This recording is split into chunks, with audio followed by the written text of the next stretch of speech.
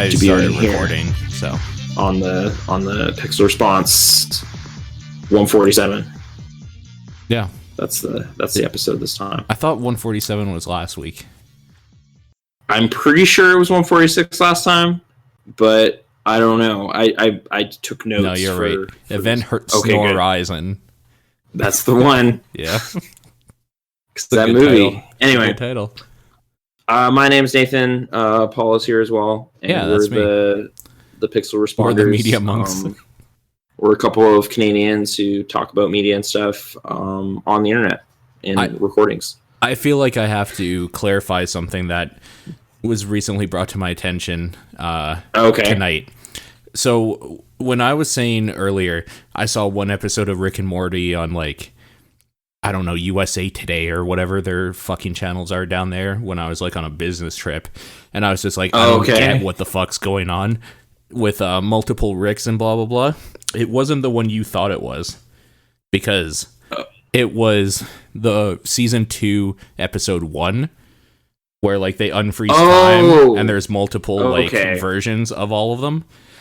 Split screen, time is fracturing. Yeah. Okay. So it's the same Rick in a way. But, so does it make sense now why I was just like, what the fuck is even going on? Yeah. Because it starts off with them being cleaning their parents. Time and yeah. It's picking up after the season break and everything. After a full season happened. Yeah. So I just wanted to make it clear because I'm pretty sure the one you thought that I was talking about that I saw is the one with the Council of Ricks. Yeah, which is that's not what I assumed. No, because there's so many Ricks going on. There's Robot Rick in the background. You got Swamp Thing Rick. Yeah, Cronenberg Rick comes back. No, the different versions of Rick, not not the actual multiple hundreds and of thousands of Ricks. So and I just wanted to clarify Einstein at the end and everything. Yeah. Okay. Yeah, so you're into season 2 then at this point. Yeah. We just watched an episode before I jumped on the computer here. Okay. Or that episode specifically, because we wanted something to watch. So, yeah. That show's really good. Yeah, I quite like it. I mean, I don't know how much to continue to elaborate. There's not much to elaborate on. I just wanted to clarify that.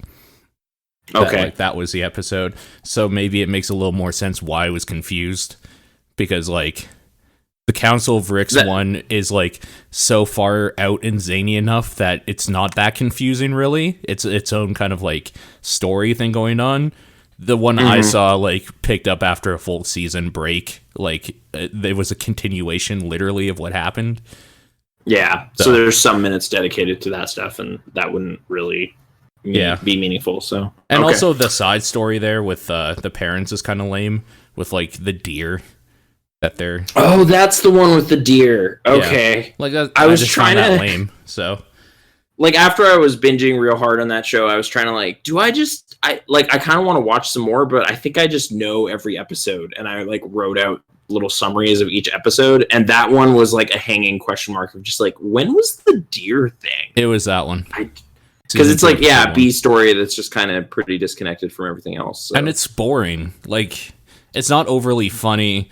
It's just kind of I don't know, she's crazy about being a horse surgeon. Being a real doctor. Yeah, being a doctor or whatever, so... I guess the one little hey, there's a thing for some people out there. There's a lot of Mr. Show cameos in that story. Various actors from that play various little characters, the lawyer and the hunter and stuff like that. But right. It's not the standout thing from that series. So. As the first time viewer though for that episode, it's kind of a thumbs down. Where it's just I don't know what's going on. I have no connection at all with these characters. This secondary story that's going on is really lame. I don't know what's going on here. Yeah, the season 2 finale is not one of my favorites. I think the second episode is the really strong one. It's with the Blitz and Chips. I think that stuff happens. Maybe that's the third one then. If you haven't gone to it yet, no, probably not. Maybe it's okay. Fuzzy. Anyway, Yeah. Rick and Morty, it's available now. Get excited for season 3, but not too excited. Don't start like nagging the creators and being a jerk. Just it'll happen. It'll be great. I get weirdly. I guess I just get swamped with that kind of stuff on Reddit a lot because I still keep looking at that thing all the time, and I don't know why. It continues to not really provide edifying content, but right. What does is the Lasagna Cat channel on YouTube. They finally released season 2. Yeah. Have you watched Lasagna Cat ever? No. I'm looking this up right now. So it's kind of a tribute, but also like a ridiculing of Garfield. So it just recreates a Garfield strip from some time in there and kind of just highlights how not funny most of them are, with a laugh track or kind of clapping and piano and stuff. But then they go for like a weird surreal music video after that.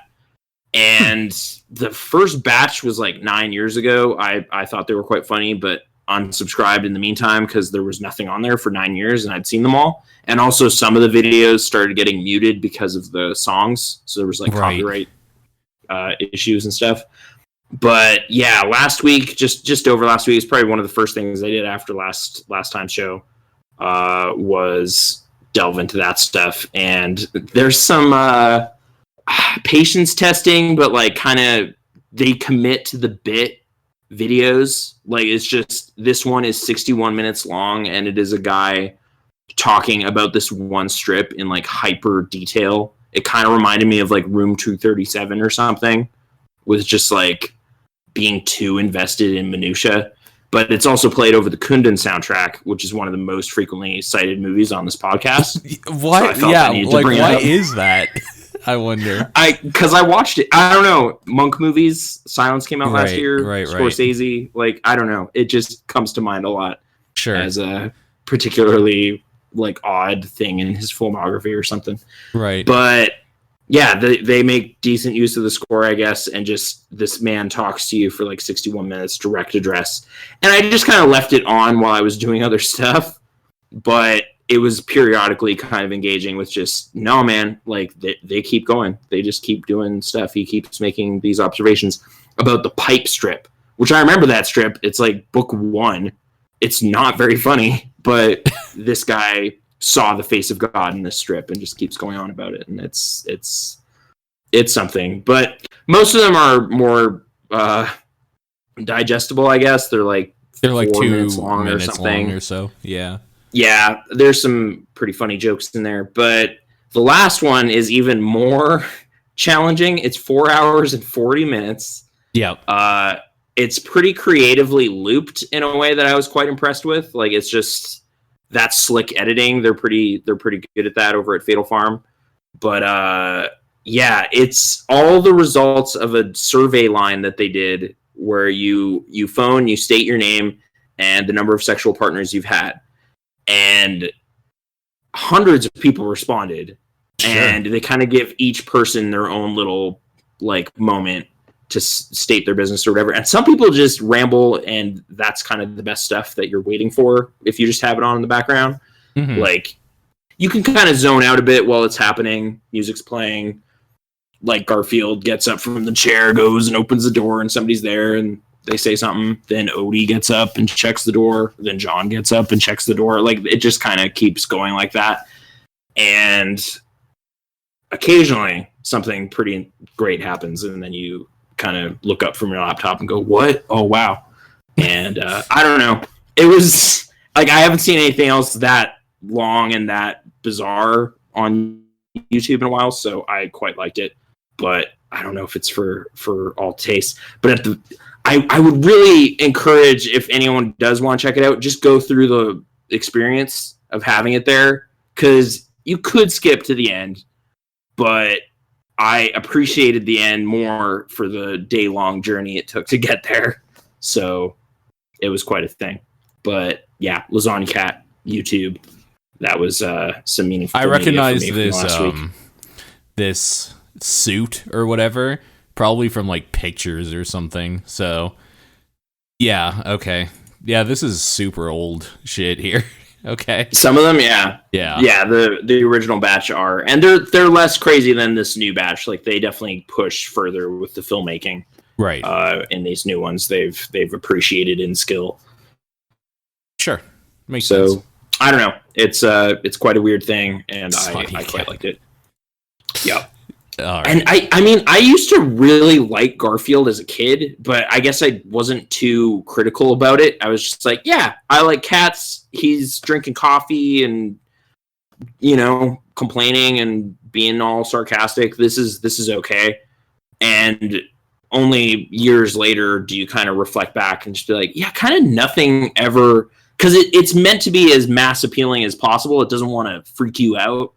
So it's just, we got to sell merchandise. We want people to see these bad movies and watch the cartoon and all this kind of stuff. So it's never going to be jarring at all. It's just banal stuff. And 30 years of that is kind of, I don't know.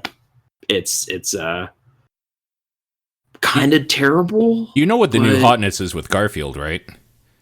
Oh, maybe not. Garfield minus Garfield? Or no, because you're not on Twitter, primarily. Okay, there's new hotness? There's new hotness within the last, day or so. Okay. So it's kind of weird that you brought this up. So Garfield is pissing off feminists because people are sure that Garfield is a boy cat. Okay. I'm not even kidding. There is... Well, wait. Yeah, okay. Well, so just because there's a conspiracy pronouns? Going on. Okay. Yeah, so on Wired.com, people can check this out or whatever. But the Great Garfield Conspiracy, they call it. So what happened is, we know Garfield loves lasagna. We know he doesn't like Mondays. We even know that Garfield can't stand normal. But you know what we didn't know for sure until this week? His gender. Apparently, on Twitter, people were saying a bunch of bullshit about. They were citing an article from Jim Davis back in 2015 or 14 or something, where he said that the cartoon cat was purposefully non-gendered. So, because of this, people on the internet started having edit wars on the Wikipedia about his gender. Anyways, long story short, you can see all this shit so what was a weekly comic produced that nails that down, or I guess I don't know. Yeah, I feel like that's been stated many times over the years, but I guess I wasn't looking for it, so I don't know. Also, I was a kid, so this whole kind of dimension to that stuff was not important to me. I don't know if it is now either. It's not. But I don't want to be mean. It's not to anyone. People that actually care about this stuff should probably I don't know, suck an exhaust pipe or something. Drink a nice tall lemonade and sit down and just enjoy a moment. That's what I recommend. Sure. Or a exhaust pipe if you like that. If you enjoy. If you like sucking exhaust. If you pipes. Enjoy car exhaust. But not too much; it's dangerous. So just trying to be, his friend. But okay, stop getting high on your own fart so much and try some exhaust. Yeah, and maybe don't read Garfield anyway. It's not very good. No, it's really not. It's so generic, but anyway. Yeah. Hey, speaking of exhaust pipes, it has real big exhaust pipes. Cars, Buses do. You're right. Yeah. Buses have crazy exhaust pipes. Have you been driving a bus? Cars. I have not been driving a bus, but I've been a passenger on a bus recently. And I also just want to address kind of a Canadian news story and use it as a bit of conversation fuel. Is it the Greyhound thing that happened? No, but ago? You have a bus story, so this is the bus segment. Let's what's the Greyhound story? That horrible murder that took place? Yeah, the Greyhound story is the story I'm referring to. Do you know where I heard about that horrible murder? Where?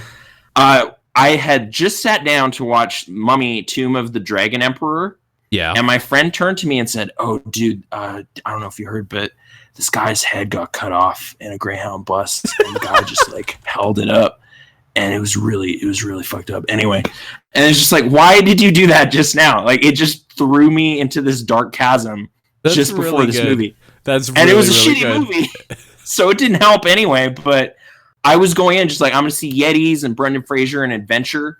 And then I got this little wake up like reality check right before the movie. So I just like, yeah, that's that. I picture like little Nathan with like a beanie hat on and eyes wide. Beanie hat. I had a big cotton candy. Yeah, I was ready for a movie. Looking at the TV screen or the movie screen, just smiling wide eyed. Like, it was like after the previews and everything. Like, it was movie time, and it's just. And then your friend just from the shadows is like, "Hey, you heard that 22-year-old guy got decapitated on a bus? They cut his fucking head off." Did he know the guy? No, it was a totally random guy. Yeah, it was. Chose to end his life. Yeah, it was horrible. That was, but that is not my bus story. Okay, my bus story is actually slightly less horrible, but it also involves a homicide, so it's keeping it topical. In Manitoba, I guess recently, a bus driver was shot and killed. And it's kind of prompted some discussion about the safety of bus drivers and just how horrible that job is. Okay, but bus drivers are the worst, so I could see why somebody would want to shoot one.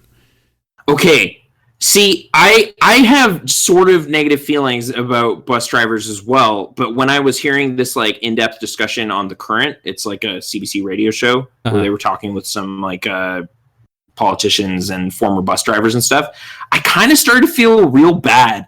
Because the situation they are placed in is just anxiety inducing. And it's like this pressure cooker of just drunk people are going to come on the bus. They're going to do dumb shit. I get to leave because I'm just a passenger. So I can just go, oh, this is getting too fucked up in here, and like step off the bus. But that guy's in that bus. That's his bus. Right. So it's not going to get better for him. It could get real bad. So that kind of like from my point of view started triggering a bit for me. But okay, I've been out in the cold for 20 minutes waiting for you. If you drive on by, you deserve to be stabbed or shot. Yeah, no, there's bad situations with buses, but I'm assuming that bus driver would have had a full bus or no? What was the situation? I just want to tease out the details. No, he didn't. The annoying thing is that he's the regular bus driver I have. So I can't even really say anything because, like, I need to just get to work. Like, I just need him. Like, I need this guy to do his job. But I need him to not just be, like, all butthurt if I say anything to him and be like, well, I'm kicking you off now or whatever. Like, I have to. So that's the thing. I never throw insults at a bus driver because they have that power. Like, they should just be like, get the fuck off my bus. And it's like, well, now I'm in the middle of nowhere. Like, so I'll just keep it to myself and bottle it up and keep it for later. You're totally right. Like, so if you kill one, they'll have to replace him with a better one, in theory. In theory. Because the buses don't stop I don't moving. encourage wrath against the bus drivers. No. Like, the solutions discussed were maybe the bus driver should be in their own little cabin, kind of like a train. Yeah. So that they can't be accessed. And or also, have, like, the main thing, or a though, cop or something. Like, why not? Sure. Just sitting there. Someone else on the bus to kind of make sure things are running straight. Maybe at least in the evening hours, like past drunk o'clock or whatever, whenever that is. Sure, yeah. Because I've had a few like just kind of these dudes are drunkenly freestyle rapping on the bus, and I'm just kind of super tense because I don't want them to acknowledge me at all. I need to paint a picture for people quickly though. Nathan lives in a part of the city where you could see those type of people on the street just walking around. So like, don't take this as that's like my destination. Yeah, like it's not a universal thing. I am heading to a bad part of town to like then scurry inside and lock my doors. So it's not a bad part of town necessarily. It's just there. It's not. I wouldn't say there's a low income housing, but it used to be low income housing like a few blocks away from where he lives. That used to be like the part that you would segregate maybe society's dredges to. But it's gotten way better since, but I think there's still some like you know, there's still some bad seeds around there. There's some remnants. Yeah. I mean, a dozen years ago, it was definitely considered the ghetto of the city for the most part. Like, it was the video store that you didn't want to help out because it's going to be the time. So it has that going on for it. And yeah, that bus route gets especially crazy because it passes right through downtown. So like everybody weird comes out and gets on that bus. So I don't know, but I've had a few kind of experiences with like bad passengers and stuff, but I've also had the bus driver like where it's like, this is 90 minutes. Like, I don't know if I can go inside the university and just wait in there because it's really cold out, but I don't want to miss the bus. So I guess I'll just stand here and get angrier and angrier. And that's definitely happened. Totally. And then the bus finally shows up and you're just like, I hate you right now, but like, I don't want to start anything because I need you to get home. So I'm just going to get on and sit down and whatever. But one of the vexing things for any bus ride is like the sudden breaks that happen where it's just like you're late for work or whatever. And it's just like, oh, I guess we're just stopping here for 12 minutes. What's going on? Like there's no indication how long this break is going to be. You're right. However, I've grown to just accept that like if that's a problem, I'm the one who fucked up. I took the late bus. This is addressed in the discussion too of just like a lot of people who are getting animated about it and like going to start conflict, they're late. Yeah. So it is, you know, on them as well. Well, because the thing that I realize when like I get mad about it too, for sure. But then the thing I think about is if I go to the bus stop 5 minutes before the bus is supposed to be there and the bus has already passed by because he's so early, he didn't have any stops to do along the way, that like I have to wait for the next one, I'm going to be more pissed. So I get it. They have to keep like an actual schedule. They have to balance their schedule out. Yeah. But I guess just like having infuriating though. You're right. Having a time pressure, having like a money box that you need to be responsible for and have to challenge like oafs who aren't paying the right amount and potentially getting into conflict. And then also being like the safe solution for drunk people to get home is like, it's just like, oh man, there's just such a great recipe for horrible conflict here. I get why this is starting to become a bigger issue, but I think there's a bigger issue here. Okay. Why are you busing? You have a car. What happened? Well, there's certain neighborhoods where it's just like, I hate parking in Kensington, for example. It's just, there's a lot of, you need a pass to park on this street or just pay for a parkade or something. Yeah. So if I'm going to visit somebody down there or like checking a movie at the plaza or something, I prefer to take a bus because it's like a straight shot. Right. But what about to work? To work, I just drive. Didn't you say you've been busing to work? No. Oh, like to meet up with people. Oh, I'm saying like when I was saying I'm going to be late, that was more hypothetical, and also back when I was going to school with a bus. Oh, like it was usually I'm late for class, honestly, or I'm late getting back from class to get to the mall to go to EB or whatever. Like, yeah, these things would be more like from the past. This is like all bus stories ever. Gotcha. The only final, like the other thing for the breaks or whatever, the thing I wanted to say was just like, I think it would just be better psychologically for the passengers if they just had a timer up. Like, it's just this is going to be 10-minute stop, and then you can get out and get a drink too. Yeah, no, you're worrying not about wrong. The bus peeling away. Actually, like, I had this problem when I was smoking. Is like, well, he's gone. Like, can I just step off and have a smoke since I'm like still an hour away from where I'm going? Like, you know, but like if you had like, I know exactly how many minutes I have. Yeah, you could. But in this situation, it's like, oh, he's just grabbing a drink. Shit. And then you have to get back on. So it's like, you don't know what's going on exactly. Exactly. Yeah. It's like, oh, he just needed to go to the bathroom, but it was at a KFC, so I thought maybe he was getting a meal. I don't know. So, right. Bus driver problems. But, I don't advocate violence against bus drivers. It's just this kind of whole situation made me kind of think over bad trips I've had. Like, have I ever said anything mean to a bus driver? Because now I know how depressed and defeated they are. Like, it's right. Yeah, it was that kind of stuff. But okay, buses, transit. Yeah. Ideally, it would all be trains, but yeah, I honestly don't really mind taking public transit during the spring and summer. It's really only the winter when you're frozen. But like, I don't know. Oh, like where the waiting part of the process is awful. Yeah. Because there's very few, like, I mean, train stations tend to have like heated places you can sit.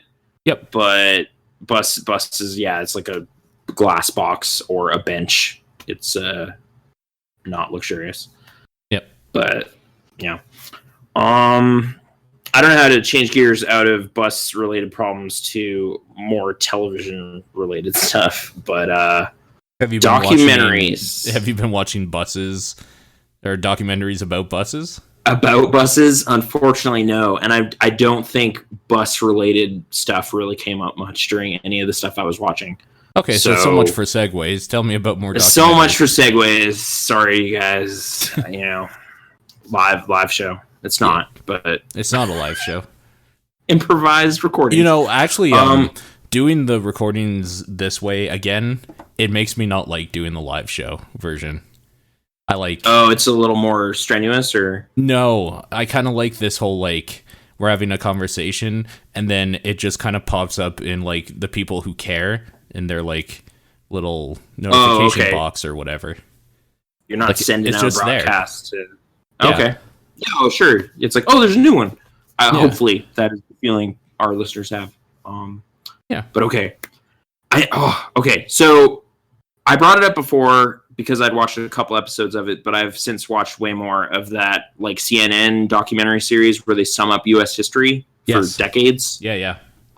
So I've completed the 80s, the 70s, and we've started watching through the 60s and are some way through that. And I don't know, like, there were so many topics covered, but I have kind of a summary list of some of the highlights, I guess. But I don't know. I love the format so much. Like, it was just such a great crash course in all of these events and just filling in a lot of details that, like, stuff you've heard about, but I just didn't really know what the finer points were. And this is still a broad overview in a way. But it's just like, I've certainly heard about Ted Bundy. I don't know much about him. Or like John Wayne Gacy or all these. There was one about like serial killers because the 70s was real bad for that, as it turns out. Mm-hmm. And also a little bit of thinking about how the media was affecting that because they're definitely like covering them very in depth. They glorified them, which kind of like whether they meant to or not, that's definitely what happened. Like it's just I've heard of some of these people because the media was enamored and like kind of morbidly curious about what was going on. So even in the 90s, they did that. Remember America's Most Wanted, where they would kind of like glorify criminals by giving them TV time? Like it's fucked up. Well, it's like dedicated shows. So was the moral justification for a show like that? Like, hey, we're just trying to get the word out. Like the FBI has this top 10 list. No, for sure. So if you see this guy, you should call the cops. Right. No, like, for sure. That one for sure. But like, it was kind of spun off as like, I don't know. They knew people would want to watch that shit, right? It's the same reason why people like Cops or Protect and Serve if you're in Canada or whatever it's called. Actually, I think the 80s episode, like they have a lot of TV coverage too. They started getting into when Cops started happening. Yeah. Like, because that show started then. And the advent of reality television. That probably was around the time that TV networks realized how easy it is to bring in ratings when you talk about terrible shit. Actually, you know what? I think it was in a segment where they're just like, yeah, Fox started and just started doing all this dumb stuff. And some of it was great and some of it was really bad, but it was just whatever because they started in the 80s. Like Rupert Murdoch came up to the United States, got citizenship, set up his network, and you got the Carol Burnett show, rather, and the Simpsons and all that stuff. But you also got Cops and news, in quotes. I don't know. Fake news. Yeah. Hashtag fake news. Sure. Yeah. Like Network, the movie became true in the 80s. I don't know. There's just a lot of... Okay. There's a lot of stuff about that. There was like, oh, I get why some people have really negative feelings towards Palestine. I didn't quite get it. But the 70s, they were pulling some crazy stuff. Like, you know, the Munich Olympics? Yes. That was them. Yes. They were hijacking all kinds of airplanes in the 70s.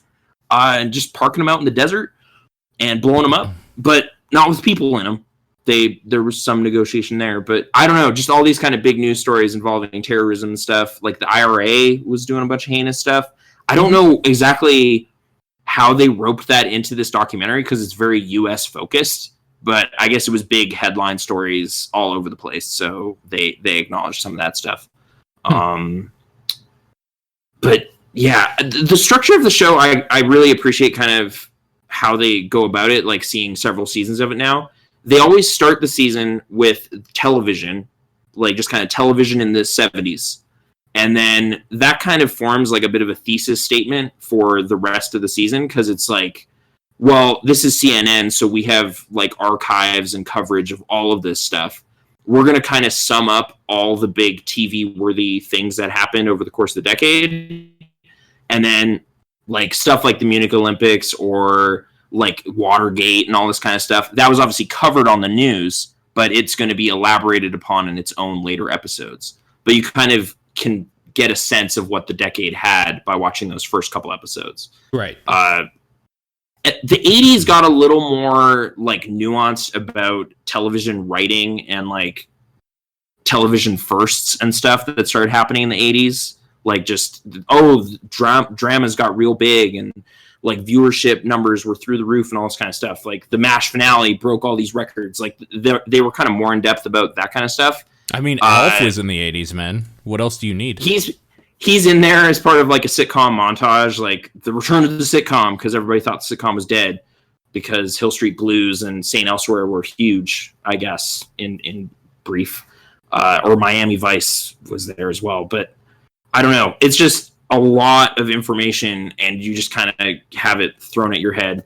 And I hope my retention rate is okay with some of this stuff. Like, it's definitely was a lot to try to consume, but that it was so entertaining to watch, like, education essentially was, I don't know, testament to how well made it was. I was pretty it seems weird to me that this format just hasn't been done on YouTube.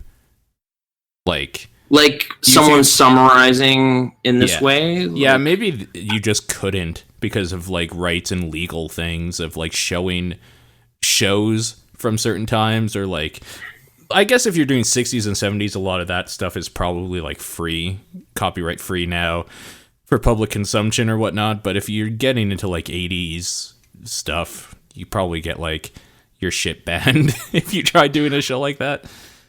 I wonder how difficult it would be technically, too, to kind of, like, get good kind of sources or whatever. Like, I mean, not information necessarily, but, like, this newsreel looks really crappy. Let's restore it a bit, or let's get the audio as good as we can.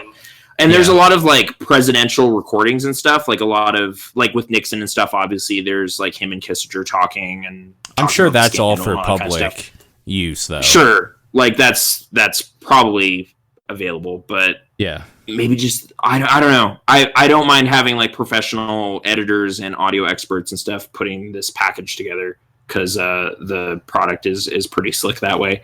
But definitely going back, like the further you go back, like some of the 60s stuff is definitely, you know, a lot more black and white, a lot grainier footage, right? A lot more audio segments over actual, like, hey, we have news footage of this, and like there's some surprising footage over the course of it. Like, you're just, oh, I didn't realize Gerald Ford even had an assassination attempt on his life, but here's some video of it. Or like Reagan getting shot when he did, and all that kind of stuff. Like, there's surprising news footage of that kind of stuff.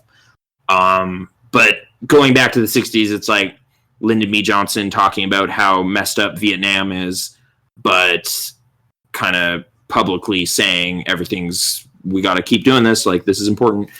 I don't know. You just get kind of like a sense of what went wrong with a lot of these things and what went right in certain areas. Like, I ever knew to, like, I didn't realize how kind of rough his presidency was, but now I know a little bit more.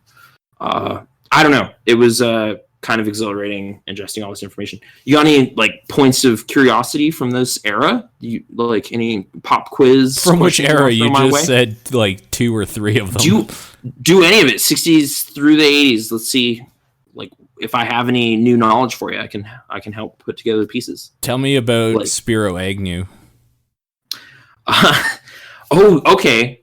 I'm trying to. So one little thing is he actually resigned before Nixon did. Like he was kind of forced to step down as part of the Watergate scandal before. Like I was like, he's the name nobody ever remembers.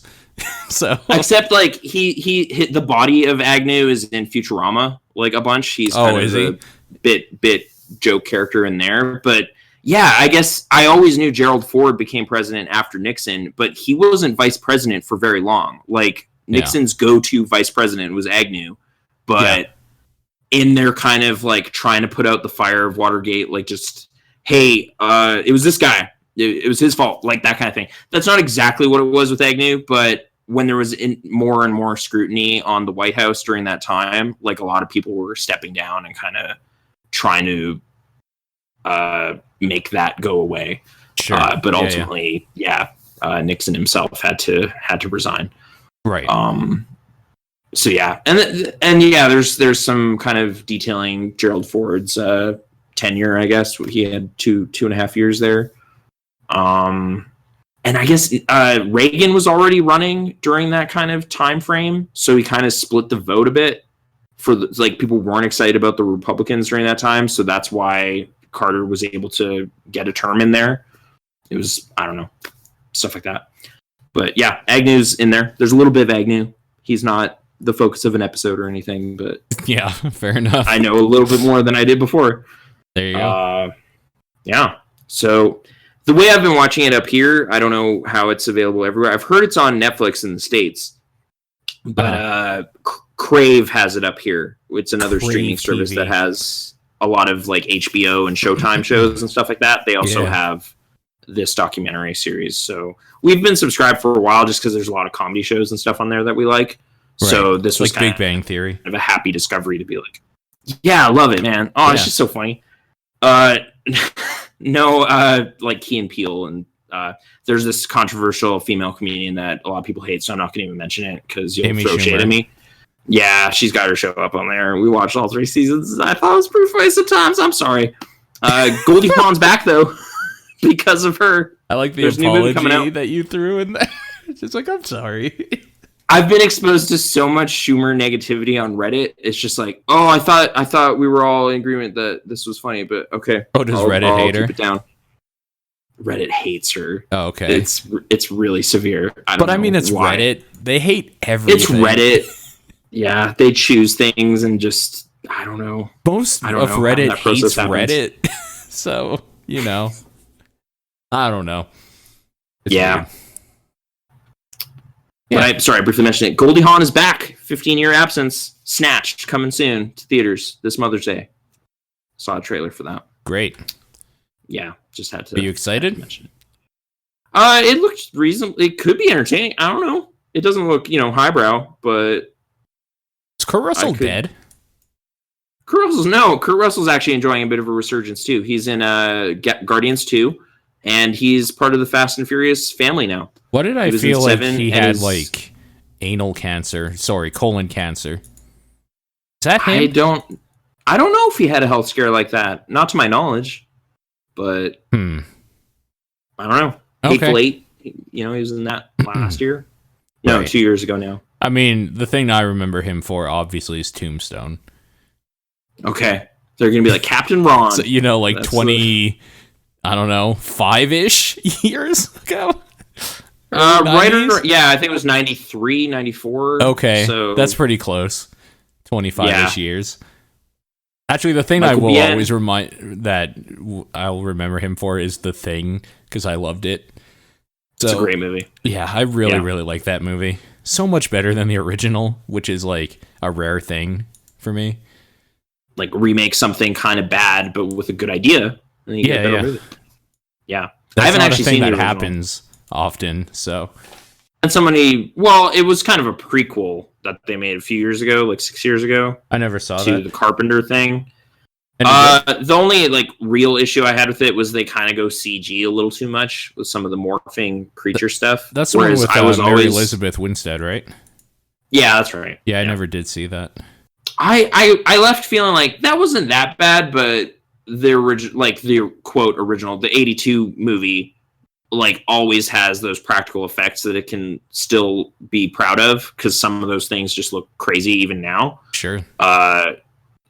This just kind of like, oh, I wish they had more money to do that, or I wish they just shot that differently or something. There was definitely some overt flaws, but yeah.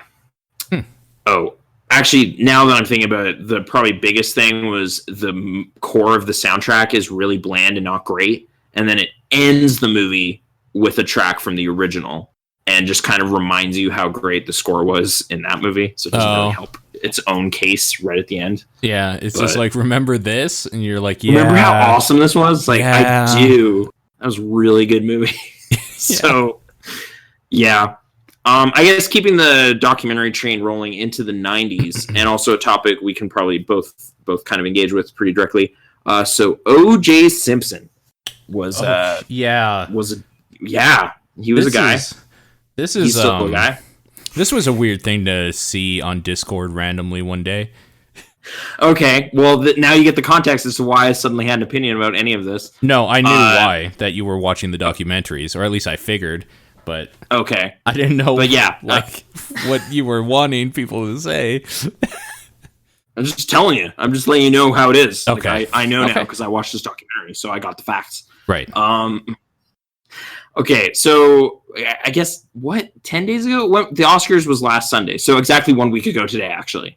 Okay. We should go over the Oscars, or like you should tell me about them, because I don't care. I didn't. I was at work. I didn't actually watch the show. Oh, beautiful. So I just read about it and heard little bits and things. Okay. But so this OJ Made in America won Best Documentary at the Academy Awards last Against week. What? Against what? Like, I have no idea what else is nominated. Oh. Zero idea. No idea what else is nominated. Okay. The cool thing, though, I just want to mention related to the Oscars is it's almost 8 hours long. So this is kind of the first year they've kind of broadened that category to allow for something like that, it seems like, because traditionally it's always like 2 hours, pretty standard documentary, like feature films. Like Bowling for Columbine. Yeah, that is a Best Documentary winner. Yeah. This is kind of expanding that definition a little bit, which is kind of cool. And I know it's been something that like some film critics have been complaining about for decades, is like how rigid and kind of dumb the requirements were for documentaries. Especially because like when you're documenting something the right way, it could actually be huge. Yeah. Like you got to allow the story to be gigantic and require a lot of time. And if you can do that well, that's a feat that should be worth award. Like this kind of rigid, like an Oscar, maybe. Yeah, maybe the biggest movie trophy of them all. So I guess they screened it as an 8-hour movie at a film festival somewhere. Maybe that was what allowed for it. But the way I watched it was split up into 90-minute episodes, and that was broadcast on ESPN, I guess. It's an ESPN film because right, yeah. O.J. Simpson's a football guy. Well, he was before he was a murderer. He was, yeah. But I guess the thing I appreciated was they do a really good job of kind of explaining they provide you with a lot of context before they get into the case, like before they get into the stuff that we've all heard about in relation to it. So they really establish how famous and how talented O.J. Simpson was as a football star before you get to any kind of sordid business. And I guess that kind of helped me. Well, I don't know, because it's just like when I was 7 or 8 or whatever, the murder happened and all this stuff was going on. Right. But I had no, like, who is this? I don't know. Okay, like, that's fair, but like Naked Gun, I guess. Like I remember seeing him in that. That was kind of funny. That's fine, but I don't think you should glorify somebody who murders people. No. That's not. I don't feel that's why they provide that context. They provide that context to explain why the verdict went that way. Gotcha. Okay. Like they're kind of establishing what the larger, like, how was O.J. Simpson perceived? Like, what was the cultural climate in Los Angeles when this happened? And that kind of stuff helps explain how much of a clusterfuck that trial was. And then they get into a lot of details, like pretty much like the latter 3 episodes or no, it's like the first 2 episodes kind of establish like O.J. Simpson as an athlete, Los Angeles as a crime-ridden, like a lot of race crimes happening, like the Rodney King beating was right around that time. LA's kind of been a fucking like cesspool for that shit around that time. Exactly. So, but they kind of elaborate on that and provide even more details, like cases I'd never heard of similar stuff. Like this teenager went to a Korean-owned grocery store, kind of flipped out at the counter a little bit, but then was shot in the back by the grocer as she left. Yeah, like, I feel like unarmed kid. I feel like I've heard that one. That sounds familiar. Like there's some high-profile stuff from the early '90s, but stuff that they kind of put in there to kind of like illustrate how dissatisfied with the justice system like the African American community was at that time. So that the jury was 9 of 12 people were black on that jury, 8 of them women. Yeah. Like, because they wanted this trial to happen in downtown Los Angeles to kind of just as a demonstration of good faith or whatever, that they weren't going to move it to some remote community where they had more sway, which they'd done before. Like with the Rodney King trial, it's like, hey, we want jurors that are going to vote our way. We're going to put it out here. Oh, hey, all these cops are innocent. People flip out. Like, they don't want that to happen again. So they're like, no, we'll do it fair. We'll do it in Los Angeles. Like, we'll do it downtown. And as it turns out, like that didn't necessarily go the quote right way. But I don't know. I never had all the kind of beat by beat details. Like, I didn't know about this infamous glove incident exactly. Like, a Seinfeld joke made way more sense after I watched this documentary. Wow, you didn't know about any of that? Amazing. I didn't know about it. Yeah, so it's just like, okay, I get this kind of like mini version of the months of trial that happened in like 1995 and all the televised like gossip circle and all this kind of stuff. Mm-hmm. Like, now I get this little watching the 8-hour version. No, I didn't personally watch the chase, but I've definitely heard about that chase. Oh, okay. Like, Simpsons referenced it. I feel like there's even a Rick and Morty like allusion to it with alternate universe Jerry and his moped. Like, there's just that left a big kind of impression of just, we're cutting away from this program now to show you this like weird car chase that's going on. Yeah. And it's like this super slow like escort back to his house kind of thing. Just like the dude driving normally and like the others following him. It's dumb. Yeah. It's dumb. It was a dumb thing that happened. But it's like, well, this is the best episode of Cops ever. Like, this is just on right now. Yeah. Like, I don't know. Like, actually, yeah, the documentary has like the helicopter pilot that was there covering that stuff. Like, he's a frequent like person that's talking during that. During that's those segments. Good. All right. And sorry, they covered the LA riots and stuff too. So yeah, as they're going through all of this, they have kind of these reporters and people. But a lot of the people are like people directly involved with the case. Often the prosecution or cops involved with the investigation and stuff, and they kind of go into a lot of details. But I don't know. It was a nice kind of summary of that whole giant thing that happened, and some of the stuff that happened over the course of that trial. I can't believe some of the things, like the words that were coming out of people's mouths, like in this closing arguments and stuff, and just like there's actually a comparison. Like, hey, if you don't vote the right way, like you're gonna let like Adolf Hitler, he was just a little guy in Austria, and people let him be evil and go but unchecked. Don't you know, by voting Donald Trump in, Hitler is now running the United States. Like, people use the Hitler thing for everything. And that's the thing. It's like the most overused thing, to the point where now I feel like you almost lose the argument as soon as you mention him. Right. Because you're just like, okay, you clearly didn't give this much thought at all. Because you're not smart enough to think of anything else. Like any deeper, more nuanced historical figure. Like even Mussolini or something. Like, give another name. Give me something. Like, it's just like, it's the most obvious, broad thing to highlight. And it totally worked and totally happened in this trial. And the jury deliberated for like 3 hours and just said, yeah, no, I already decided before, like, whatever. He not guilty. And then, I don't know, just kind of seeing like how different the reaction was to that verdict between the black community and the white community. Like, giant like celebrations and just like high fives and like just being so overwhelmed with joy, and then just like these shell-shocked faces of all these white people are just like, but well, yeah, he's a murderer though. Well, like they knew that people. Too. It was never about the man. It was about black people winning one.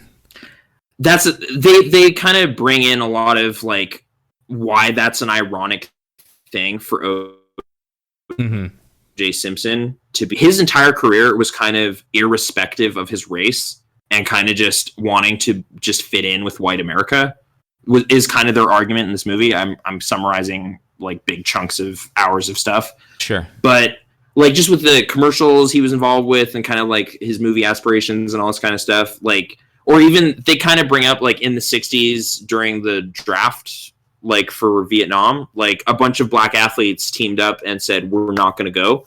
OJ just didn't want anything to do with that. Like just kind of stayed out of that. Or like civil rights movement stuff. Just like, I'm just OJ. I'm just doing OJ. Like that's what I'm interested in. It's just my own kind of thing that I've got going on. Like they just kind of show how he really distanced himself from that community and lived in this like posh white community. And then when it became like strategic to play to that crowd, he did, and his lawyers did, and successfully kind of pulled one over on everybody of just like, no, what? You got to stick with your, OJ, you got to defend him. And it's just kind of, I don't know. It's kind of crazy what happened, but I'm now kind of speaking for this movie. It's its own movie. It's like 8 hours of stuff. If anyone wants to check it out, it was kind of an engrossing summary of all of that gnarly stuff that happened. And, hey, little like Seinfeld makes more sense. The Cable Guy makes more sense. Like it helps my entertainment appreciation. So, yeah. Well, I'm glad you have that perspective now, I guess. And then the final episode is kind of that dumb robbery that happened like 10 years ago. In Las Vegas, where he got arrested for stealing memorabilia, and just how hard the hammer fell on him then, and how clearly that is like a retribution for the 90s trial. Because it's just like 30-something him and years. like some drunk friends of his, one who had a gun, met with this like sports memorabilia dealer and took a bunch of stuff. But it's like this minor dumb burglary that happened, and it's just a 33-year sentence for that. Yeah. Like all on OJ, because you could tell all the other guys turned on him. Yeah, you could tell the judge was just like, "Oh, I've been waiting for this, you motherfucker. I've been waiting for a chance for." Yeah, no, it's so brutal, and like, there's no hiding that. Yeah, this is totally like revenge. This is weird, but it makes me feel good. Justice system. Yeah, he's up for parole this year, so who knows what's going to happen. But also, bustin' makes me feel good. In case you didn't know. Okay, so you've been watching some Ghostbusters, huh? No, I haven't. I'm just letting you know. Just letting you know. Okay. Yeah. The busting. Yeah. I don't know. Yeah. So you have a better memory of the actual time when this was going on? I think firsthand? Yeah, I was a little bit older, so I remember seeing the chase or whatever, and I didn't understand what was going on.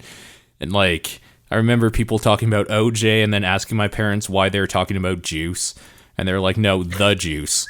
Because that was his nickname. They explained that nickname as well. Yeah. So it's like, okay. And then it's like, oh, the juice is loose. Okay, I get it. Now you're turning that to he's loose, he's not in jail.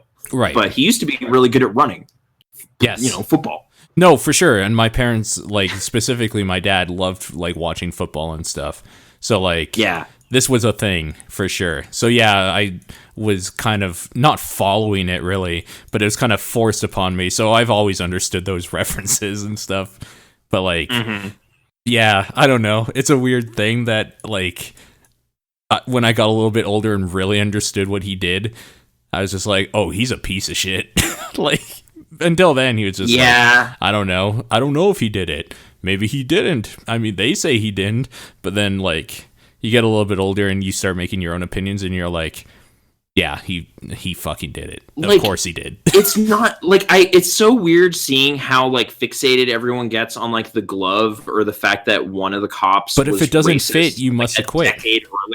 I know he says that in the end. So how do you argue with that? It rhymes. Yeah.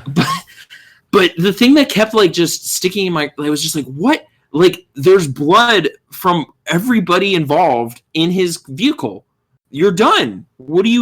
How do you explain that away? They don't even bother. No, they just don't go, they don't the care. glove didn't fit. Yep. Like, what about that injury on your hand? What? Like, they just kind of don't bother. They just play the, like, this fits into this larger, like, race crime narrative in Los Angeles, and they play that and just kind of go down that route, and it just has nothing to do with the finer points of this actual crime. It was really weird and frustrating to watch. I like how they portray him in The Sims or in South Park. It's really good. Have you seen that episode, Butters' episode? I probably have, but I can't remember exactly how they go. The idea is it's like Butters is like the main dude for his episode or whatever. He goes quote unquote missing when his parents think they killed him or whatever, and they're trying to like cover it up. So of course they get a call from the Ramseys, you know, John Benet Ramsey, and the parents that killed her or whatever, the like beauty pageant daughter girl that went missing. Okay. I'm guessing you don't. From like, no, wait, is that high profile case from like the 80s that is always on? It's like from the 90s. National Enquirer covers and stuff. Maybe. I'm just looking it up right now. John Benet Ramsey was a 6-year-old beauty queen who was found murdered in her parents' Boulder, Colorado home on December 26, 1996. Yeah. So she was found 90s, murdered. Okay. It was kind of an OJ thing, right? Where the parents were the ones who found her. Nobody was there. Nobody knew where this house even was. Like, it's super suspicious. And it was a high-profile case because she was a 6-year-old beauty queen and like was super popular from it or whatnot. And then it became national news. Anyways, same basic idea. So the Ramseys call Butters' parents and they have like a club or whatever with OJ where they like decided that some random Puerto Rican guy is the one who was obviously responsible for Butters' disappearance because that's who killed OJ's wife and their daughter as well or whatnot. But yeah, it's really good because at the end they just like basically show OJ's face and just like say, "You're a murderer, you're a liar," and just like screaming at him. It's really, really good. Okay. So, yeah. Around what season would that have been? Season? I can look it up quickly here. Because I think Butters only ever had his own episode once. So, you know. Season 5, episode 14. Okay. Yeah. Original air date, I think December that's the 12th. Tennerman year. So that was kind of the weird turning point for that show. Yeah, it's very possible. It became darker and crazier, but okay. I'm pretty sure that's the year that Kenny actually died, quote unquote. Which is why it was weird. In fact, I think Kenny might have died the episode before, which is why that one was the Butters show. I don't know. Anyways, yeah, South Park. That's a thing. I've been watching the new season a little bit, actually. It's okay. Nothing. They're still doing the kind of continuity conscious writing? Yes. Very much so. Which is... still not a thing I'm a huge fan of, which is kind of why I like Rick and Morty right now, like a lot, because every episode is its own thing. But yeah, like there's some character consistency or whatever, but they don't depend episodes on previous episodes quite the same way. So, yeah, I kind of gave up after that PewDiePie season or whatever, like the one that ended with him in the finale. Yeah. I got real salty, as the kids say. And walked away from that show. It's really weird hearing you say that term. Yeah. And then saying I've kind of gotten used to saying it. Actually, you know what? If we want to have like a brief PewDiePie segment, I've been kind of marveling at how that all went. Because the main thing for me was like, this is almost old news at this point. This was kind of February, mid-February. When it's like super old news. Yeah. Yeah. The only thing I want to acknowledge is just, it was weird seeing, like, you mention a video in our Discord in, like, January, watching it and going, oh, okay. And then a month goes by, And then the hammer falls on him. It's like, whoa, this is way over the line. I was just like, wow, conventional media is really slow. It's really bad. Yeah. Like, and the way they made it sound was like, we uncovered some anti-Semitic stuff in this video. It's like, it's right in the video. Like, it's right there. Like, you just didn't know, I guess. Okay. Like, I thought it had gone under the bridge and was not an issue. And then it was a big issue, like a month later. That was the only, like, part that I was kind of reacting to. It was just like, okay, this is time distortion. Like, this is just weird. Are you up on what's going on with this stuff then? It doesn't sound like you are fully. I've kind of followed up on it. I've seen one or two videos subsequently where he's kind of apologizing and then following up on that. I've seen those two. Okay. It just kind of spilled. It was weird to me that it spilled into gaming media via mainstream media instead of, well, this is video games, so I should have heard it here first.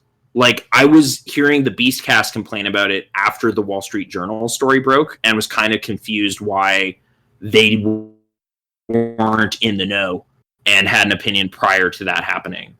Because he's kind of a big deal in the gaming community. And then it also not anymore, actually. He's comedy now. He doesn't do gaming stuff anymore as much. Right, okay. Sorry to... No. Zoom or whatever. But that's where he made his bread and butter for a while. For sure. Well, yeah, for like 5 years or something, right? Like, basically until this year. So yeah. So, okay, fine. I take back my apology then. I'm up on the stuff I thought I wasn't. Okay. But so what have I missed? I saw like two subsequent videos of him just kind of explaining some of the ironies and the weird situation with how they were taking him out of context and all this stuff. Yeah, the Wall Street Journal actually contacted his sponsors and made them drop him, and he lost his partnership with his multi-channel network. Yeah. And his YouTube Red show. Which apparently employed like 100 people, and he's not the one that's going to hurt from that being canceled, because I don't know if you know, he still has 54 million people following him. Like, he's not the one losing money there. So. But there was something with like he's no longer preferred sponsor or something for like advertising on YouTube. Yeah, probably. Is that part of it too? I think so. Yeah. Also, a big thing, like, discovery for me out of this was like, oh, I didn't know Disney had hands in YouTube this much. Yeah. So that was kind of a thing for me. A little clarification maybe on what happened there. Back when MCN's multi-channel networks were starting to form, one formed called the Game Station, which included people like Husky Starcraft, Total Biscuit, you've heard that name obviously, and some like people that are considered big YouTubers in the gaming space now. Multi-channel networks were primarily there because YouTube used to be terrible to deal with when doing the AdSense money thing. So like they were basically a coalition of channels that would like do their thing and split up the money equally, put some away for like lawyer fees and anything if they needed it, blah, blah, blah. And they would pay their employees. So they would take in all the money from all the channels and then pay people like a wage, essentially. Okay. It was kind of the way they got through and made this a job without like Google letting them, basically. So they made a company called a channel or a network called the Game Station. The Game Station was later bought out by a company named Polaris, and Polaris was bought out by Disney. So Disney owns one of the biggest gaming multi-channel networks on the site. Okay. That's how they're connected. Right. And they have kind of a weird close to home history with anti-Semitism, so they are very sensitive about that kind of stuff. They are, and apparently they've imposed a bunch of weird rules too. So actually a lot of the original people that were like part of Game Station and Polaris have dropped out and done different companies now. So like that. Recently or not recently? Like, in light of this or no. Like ever since they took over. Disney took over like a year or two ago. Like that's not new. Okay. But yeah. Yeah, no, that was definitely a weird kind of thing that was going on, but they're kind of only hurting themselves though, right? When you drop 54 million views, like you can't like subscribers channel, you're kind of just hurting your own business. Like PewDiePie's not hurting from this, really. yet. Maybe he will. Who knows? I mean, it seemed a little alarmist to me, but I don't want to just be kind of contrarian reacting to everyone being outraged. It's just honestly, my own personal kind of feelings on PewDiePie were softening a lot, like, recently, and then everyone got real mean against him suddenly after I'd gone, like, you know what, maybe he's all right, and then everyone started yelling at him. It was like, oh, all right, weird. Like, you went that way and I went this other way at, like, this strangely convenient time. And I wasn't like, oh, he's finally posting Nazi videos, this is great. Like, that wasn't what I was doing.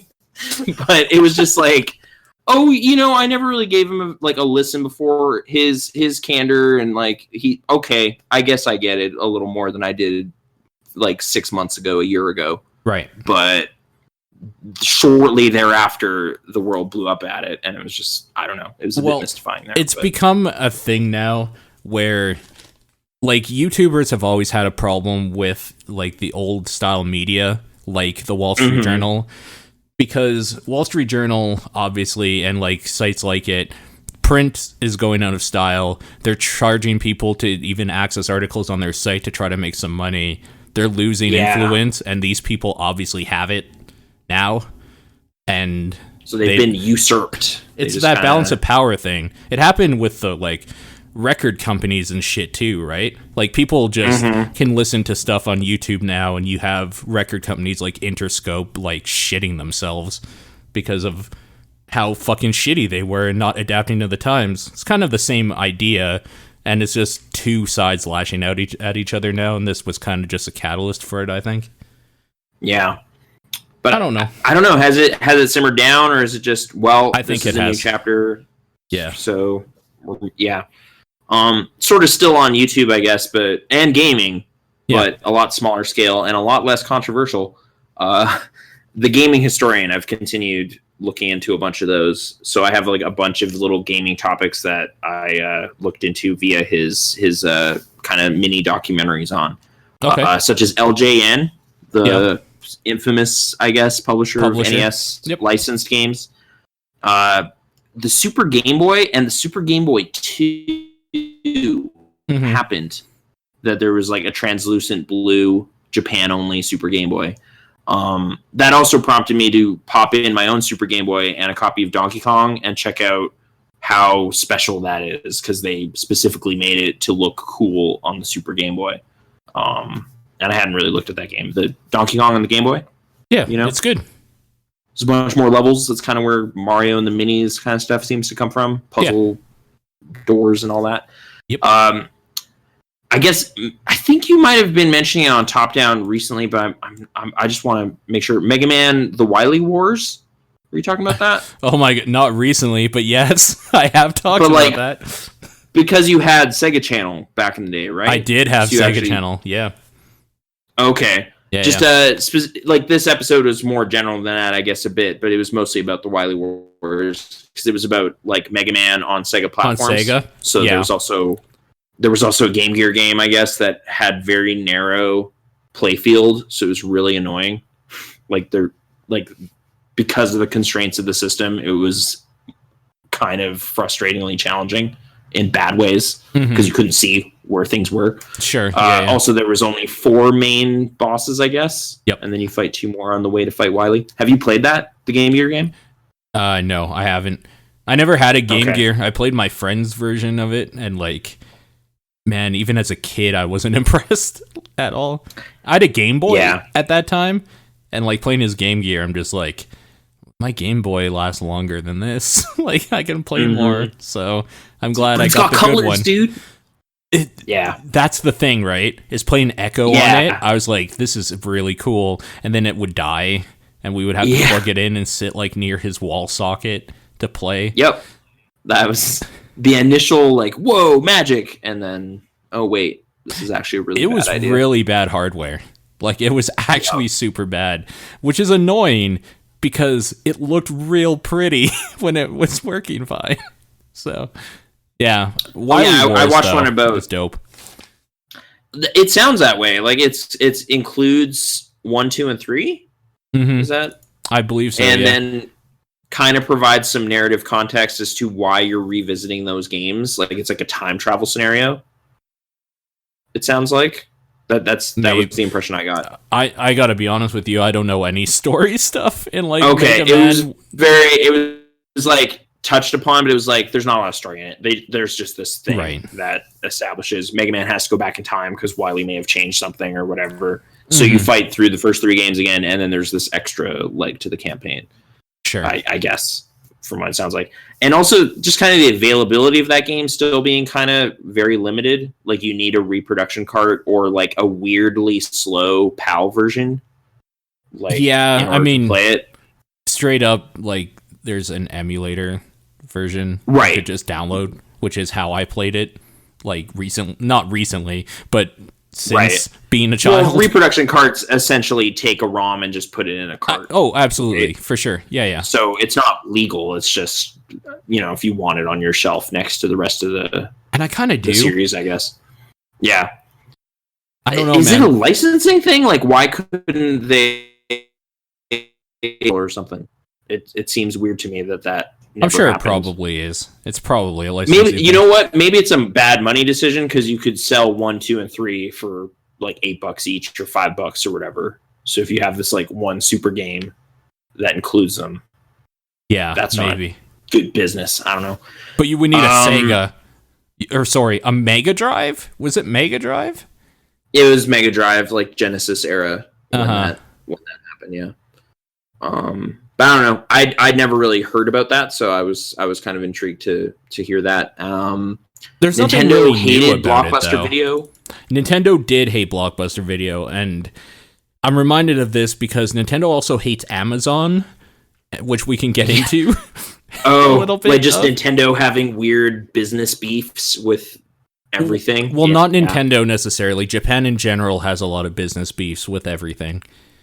But yeah, I mean, if we want to go on a little tangent right here and talk about Nintendo, we can. Although I guess I have a couple other. All the rest of my stuff is Nintendo, so we can transfer out easily into more Nintendo talk. I mean, we should talk about Blockbuster thing for sure, and how Nintendo used to there was a time when they fought companies that like rent their shit. Yeah. And like they were seeing it as a direct threat to their profits and stuff. So especially because Blockbuster was like an actual chain that was huge with a bunch of locations doing it. Yeah. So I guess they would try different things like we're not going to deal with you directly, but then they would just buy out inventory from like other stores and put it in for rental anyway.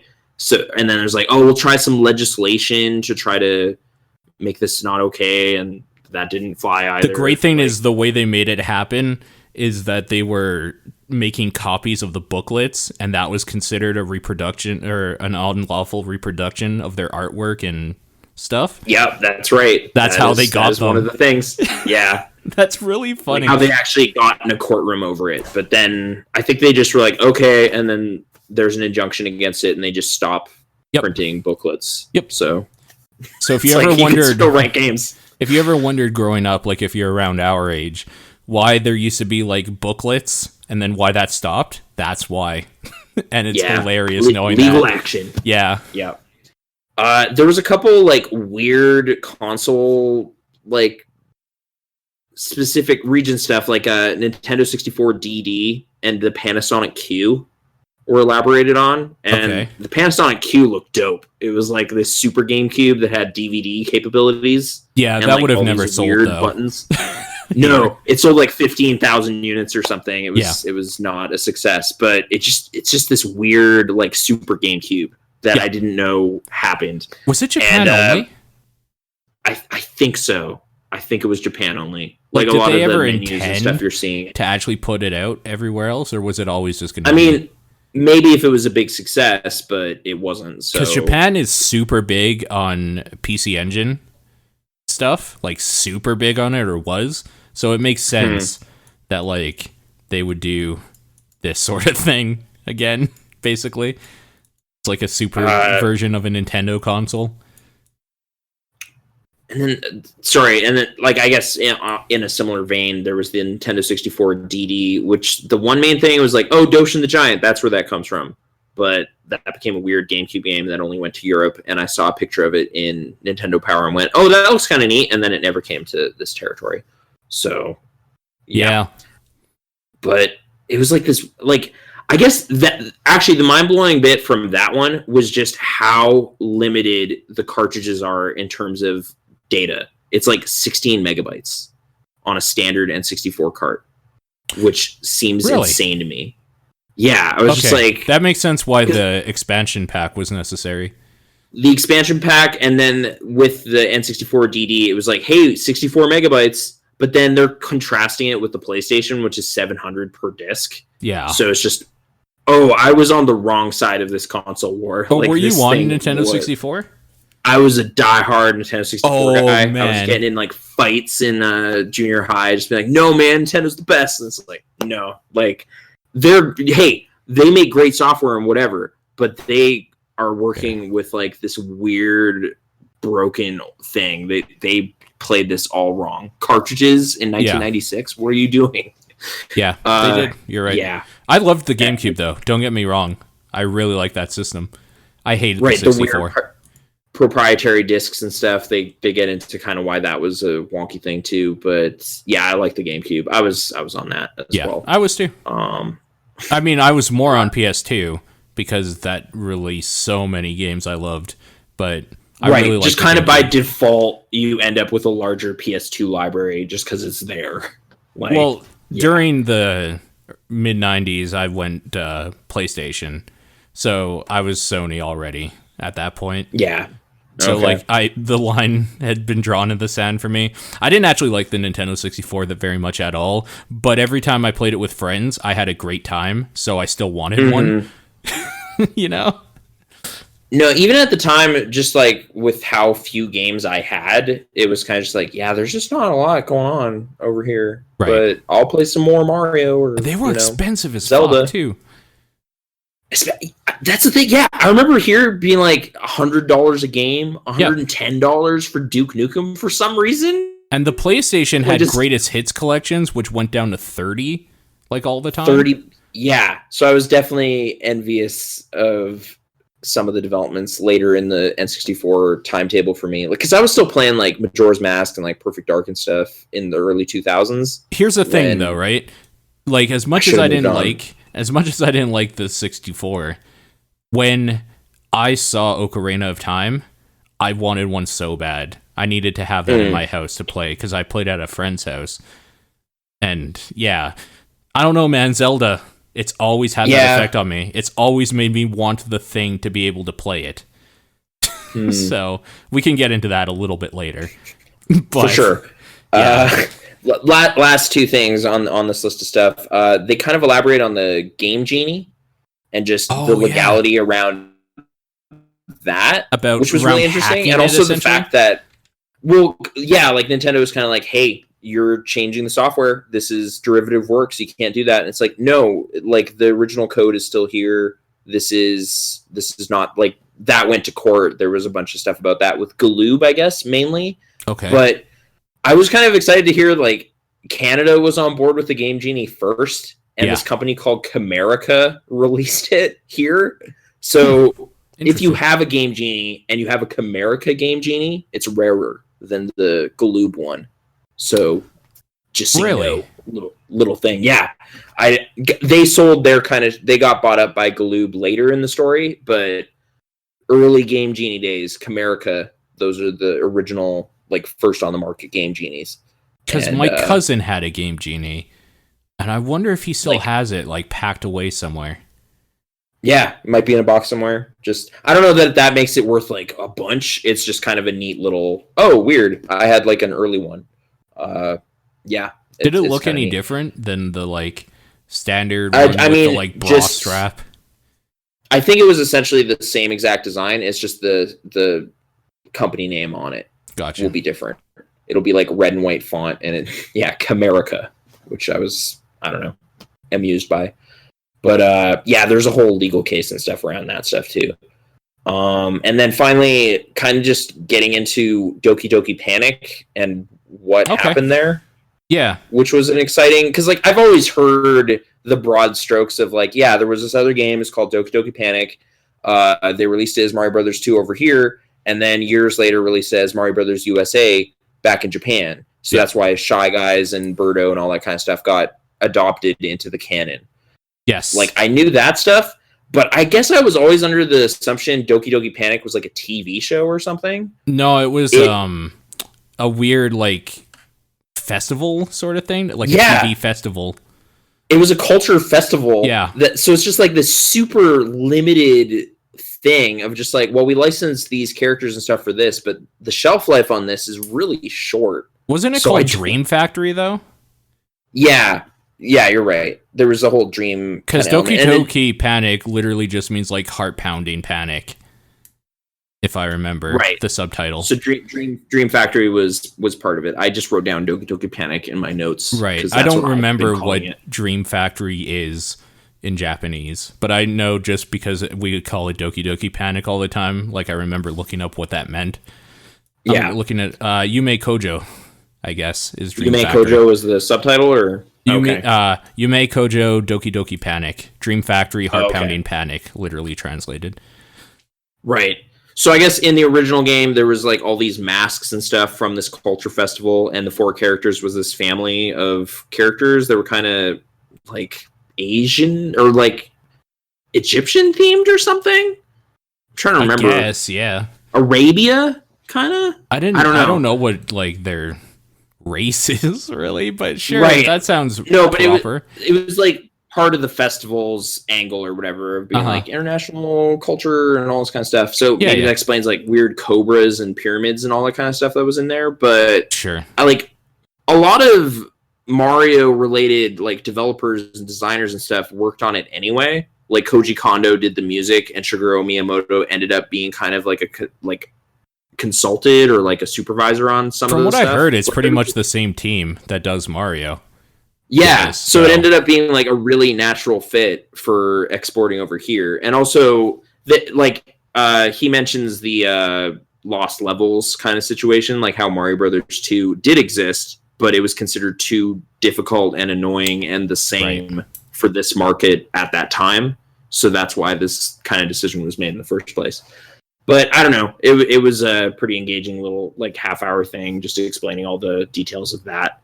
Yeah. Or 24 minutes or something. Like a lot of these are like 12 minutes. Some of the longer ones are like maybe half an hour. Like there's an ESRB one I haven't watched yet that's about half an hour. I'm assuming that's going to have like the Night Trap and Mortal Kombat and all that kind of stuff. But he does a good job of kind of just narrativizing the stories and kind of elaborating on some stuff that I didn't know. So it's a pretty engaging, kind of sharp little channel. My friend who recommended it to me kind of like was comparing it to like PBS and stuff. It has that kind of like just positive vibe to it of just like, oh, there's like this PBS special on Doki Doki Panic, but it's not. It's a guy who made it for the internet, but it's like that kind of format of documentary. It's I don't know. He's doing pretty good stuff.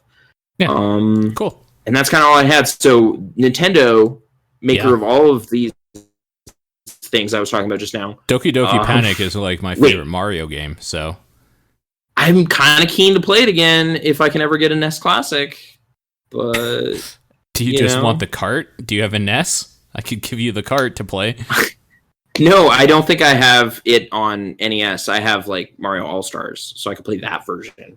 No, I mean, do you have an NES? Because I can give you the cart to play it on. Oh, dude, yeah, I have an NES. Okay, it's. Let me find the cart. Switch the cables around to be Super Nintendo right now. Because I don't know if you know this, Super Mario Bros. USA or 2, whatever you want to call it, was super mass produced, and they're everywhere.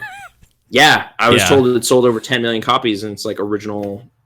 I found my copy from when I was a kid, and it had like a bunch of crusty, gross shit on it. So I just bought another copy for $3. Like, they're everywhere. Popular game. It got out there. It's my favorite from vegetables, crazy masks, mushrooms. Wart. They totally made the slot machine look way better in it, too. So it's way better than Doki Doki Panic. Oh, did it look shitty? It looked pretty shitty. It was just like a green screen with like the boxes on it. There was no kind of decoration to it, and the font was really plain. Oh. I mean, they kind of threw it together for this festival, so considering it was a pretty fully featured thing, but yeah. I still consider it a Mario game. Mario team worked on it. I know they used ideas that they wanted to try at some point. It's a Mario game. People can fuck off with that shit. Because I don't know who's fighting that fight. I don't know, man. I've had some weird conversations with people. So. It's like, what about Birdo and Shy Guys? That's like core stuff now. I love Birdo and Shy Guys. You can't actually, I do love Shy Guys. They're one of my favorites. I kind of wish Mauser would come back, you know? Mauser's real good. At? I love that he had a German accent in the TV show, because that makes sense to me. Okay. Anyway. I guess so, yeah. Anyway, so Nintendo, they continue to make video games, and they were fighting with Amazon, you say? Yeah. Recently. I mean, okay, first of all, do you remember when the 3DS, was it the 3DS or the normal DS? When one of them was... I think the beef started with the original DS. It was something about hinges that cracked, and like Amazon got kind of stuck with all this shitty inventory. Was that it? I think is what happened. Okay. I think that was what happened originally. Like 2009 or something. Then the thing that I'm remembering is the 3DS, because if that's where it started, the 3DS, I remember Amazon or Nintendo was pissed off that Amazon was going to sell their console because they wanted full control of like their new handheld or whatever. And Amazon just did it anyway and like sold their console or whatever. So I don't know. I know they pissed Nintendo off, and there's a whole bunch of dumb shit going on. Like, was it they were selling it at like a sale price or something? Or no, I don't. Why think would they be mad at that? Let me look it up here. So Nintendo 3DS, Amazon bullshit. Let's see what that brings up. Okay, apparently there was a price mistake for the new 3DS on Amazon that pissed Nintendo off. Okay, like they're devaluing our hardware or something, I guess would be the nature of that beef. Perhaps, yeah, or maybe they get like... Anyways, let me just cut to the chase here. I've been using my Amazon Prime a little bit more recently and figured out it's fucking bullshit in Canada and terrible, and I will never redo it again. So one of the things with Amazon Prime is you get free shipping unless you want day of like release shipping or whatever, and then you'll get it the day the game comes out at your door, and that'll be like I think $2 or $3 or something. So it's kind of worth it because you still get $14 off Canadian by like pre-ordering, quote unquote, which is just ordering it basically like a week before it comes out. So I did this with Horizon, and I was going to do it with Mario. Sorry, not Mario. Zelda, Breath of the Wild. And found out that Amazon will not be getting orders to fulfill any purchases of Breath of the Wild until mid-April. So sweet. Nintendo That's apparently is holding back 40 days. Yeah. Okay. So I canceled that right away because I had already put in the order when I found this out. And so to be clear, this is the Wii U version? This is the Wii U version. Yeah. Okay, because I finally stuck my head out to look into getting a copy today and ran into a little bit of trouble like with that version specifically, which makes me a little suspicious that maybe there's just not many out there. I don't know. Okay. Like, Video Game Trader apparently never got a shipment of that version at all. Right. And they're hoping it shows up tomorrow. That was their case on it. The EB Games near Deerfoot City or whatever only got 24. Okay. But they at least got a box of them. They got a box of them. So which they is exist. Who I got it through. Okay. Yeah. Okay. Yeah. I kind of just deliberately try not to go to them anymore. So yeah, I was super not happy with my time pre-ordering or putting down my money for that game because the dude did the thing where I'm just like, yeah, I'm gonna get Breath of the Wild or whatever on this Friday, He's like, yeah, no problem. Let me just check to make sure that, like, we're going to be able to fulfill it. Okay, yeah, 12. We're getting 24 in, so we have plenty, no problem. And then he's like, I really suggest you sign up for the Edge card, the Platinum Edge card. And I'm just like, I'm not doing that. Like, I really suggest you just, like, ring me up. Like, yeah. Then he's like, okay, you should get that disc guarantee, though. I wouldn't want you to not be able... It's like, dude, come on. Like... I'm putting down money for a thing 5 days from now. Yeah, I know. It's impossible not to hear how forced it is and how obligated it is to go that way. Like, I've kind of hated going there because I used to work on the other side of the counter. Yeah. And there was pressure to, like, you got to get those percentages up. You got to do that. Yeah, but why? This is okay. I want to talk to you about this now. Yeah. Because I was actually trying to hit people up on Twitter about this. That like right after that happened on the car ride home. Yeah. Why do you care? Like, if I was working there, I would never ask anybody any of that shit. Because I'm not an owner in the company. I don't fucking care about taking money from people. Honestly, like, reflecting back on my time and bouncing it off of kind of a recent story where they were talking about, like, the managers at different stores kind of doing nefarious things in the States specifically. Like, there was kind of a story about EB and GameStop a month ago. Okay. About trade-ins and that kind of stuff. In my, like, if I had to, like, put it together in a bit of a narrative, I think it's perhaps managers get bonuses if their stores have a certain percentage in those categories. Okay. So they put pressure on their staff to get higher percentages than other stores in their region. Okay. And if you don't toe the line on that stuff, you might get reduced to maybe 3 hours a week, and it becomes a completely untenable job, like what happened with me. And then you have to quit. Right. Yeah, it's kind of shitty, but it's like, I don't see any point in giving a, like, game disc guarantee to this person who is buying StarCraft on PC because they're just going to install it and never use that disc again. Well, and Blizzard has their own thing for that. So this is them giving us $3 for no reason. I'm not going to lie to people. Is that people need, like, this is just a public service announcement now, I guess. You need to realize, people, that these guarantees would not be offered if they thought they would actually help you. Ever need to make good on it. Because, it's like 1 year, it's like $3. It's a Blu-ray disc, so you're going to have to want to hurt it in order to need any coverage on it. I don't know. Like, you know who didn't offer coverage? Were CD stores for music CDs. And you know why they didn't?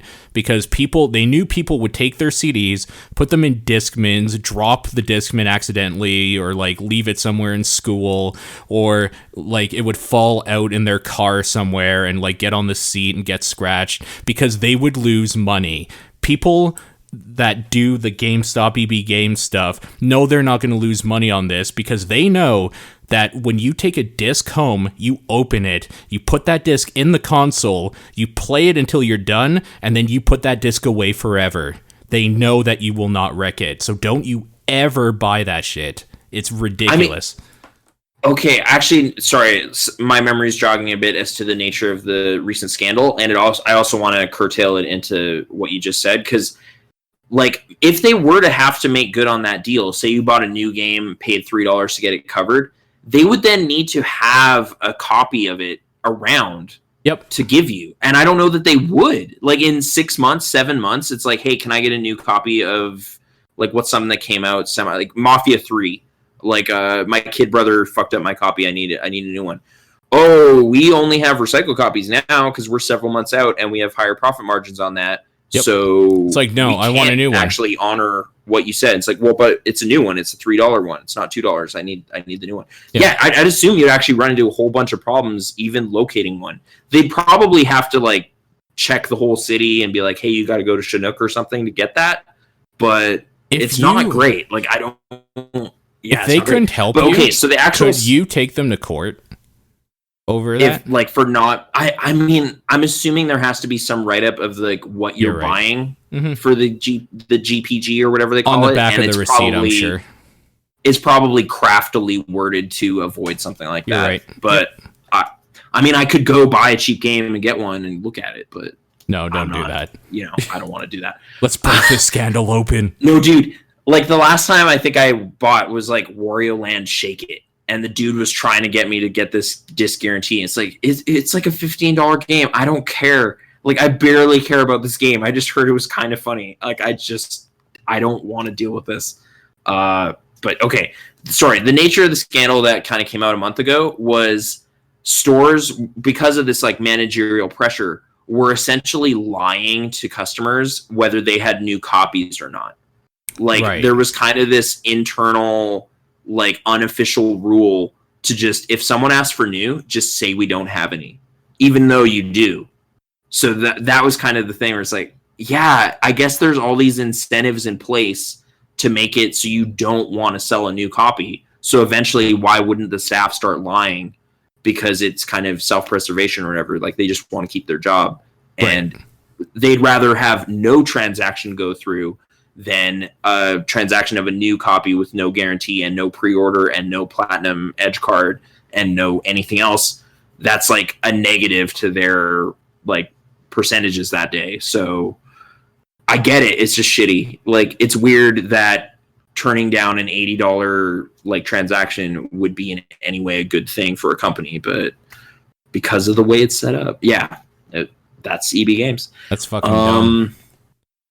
It's dumb. Yeah, I didn't even think to go to them at all. Like I was like, I want to go try to get Breath of the Wild today. I'll go to Walmart. And I didn't even think about EB Games once during this like phase of like, I got to try to sneak in some shopping today to try to check it out. Walmart didn't have any. I couldn't tell if they never had any or it just sold out over the last 3 days. Out. Probably. EB Games is on the way for me to work, so that's why. Yeah. Yeah, I stopped there. But I don't know. It like maybe I was just rested on my laurels too long and, underestimated demand for the Wii U version, but anyways, the Wii U version of Zelda Breath of the Wild, I've been playing it. Oh, so, okay. Yeah. That game video game is probably at very best 9 out of 10, at worst 7 out of 10. Okay. I saw you were specifically having a lot of frustrations with like the weapon deterioration stuff. The weapons break all the fucking time. Like every couple of enemies, I have to switch weapons, which I hate because I just want Link to have a sword and then a master sword and then maybe like a tempered master sword. And like I hate a weapon system in Legend of Zelda so fucking much that it actually ruins my enjoyment of the game. So with that in mind, you don't think like at hour 20 when you get that master sword, the master sword breaks. So sweet. I found out it breaks. Are you serious?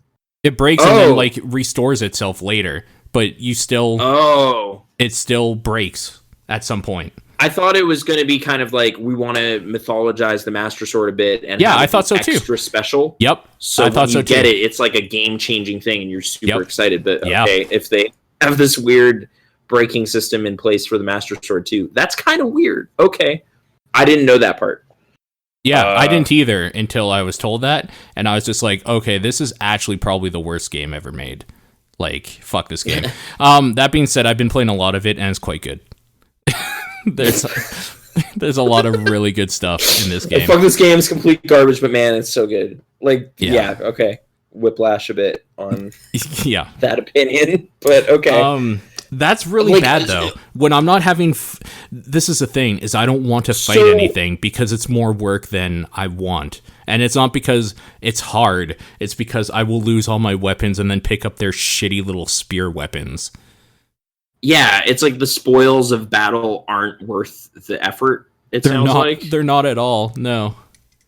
I mean, it also sounds like a little bit like the Far Cry 2 system of like picking up random weapons is a terrible idea because they're going to break, but you're saying there's no good source of good weapons in the game? You can't just go to a town and spend some rupees. That's not necessarily true. There's okay weapons, but you don't want to use them because they'll break. So you're saving them for a dungeon or something? Or why would you? keep those. Okay. Because once you use them, you're fucked. Especially because some of the weapons have other uses. Like big hammers, you can use as a weapon, but they also mine, for example. Or like axes, you can use as a weapon, or you can use it to chop down trees to have wood to make campfires. Okay.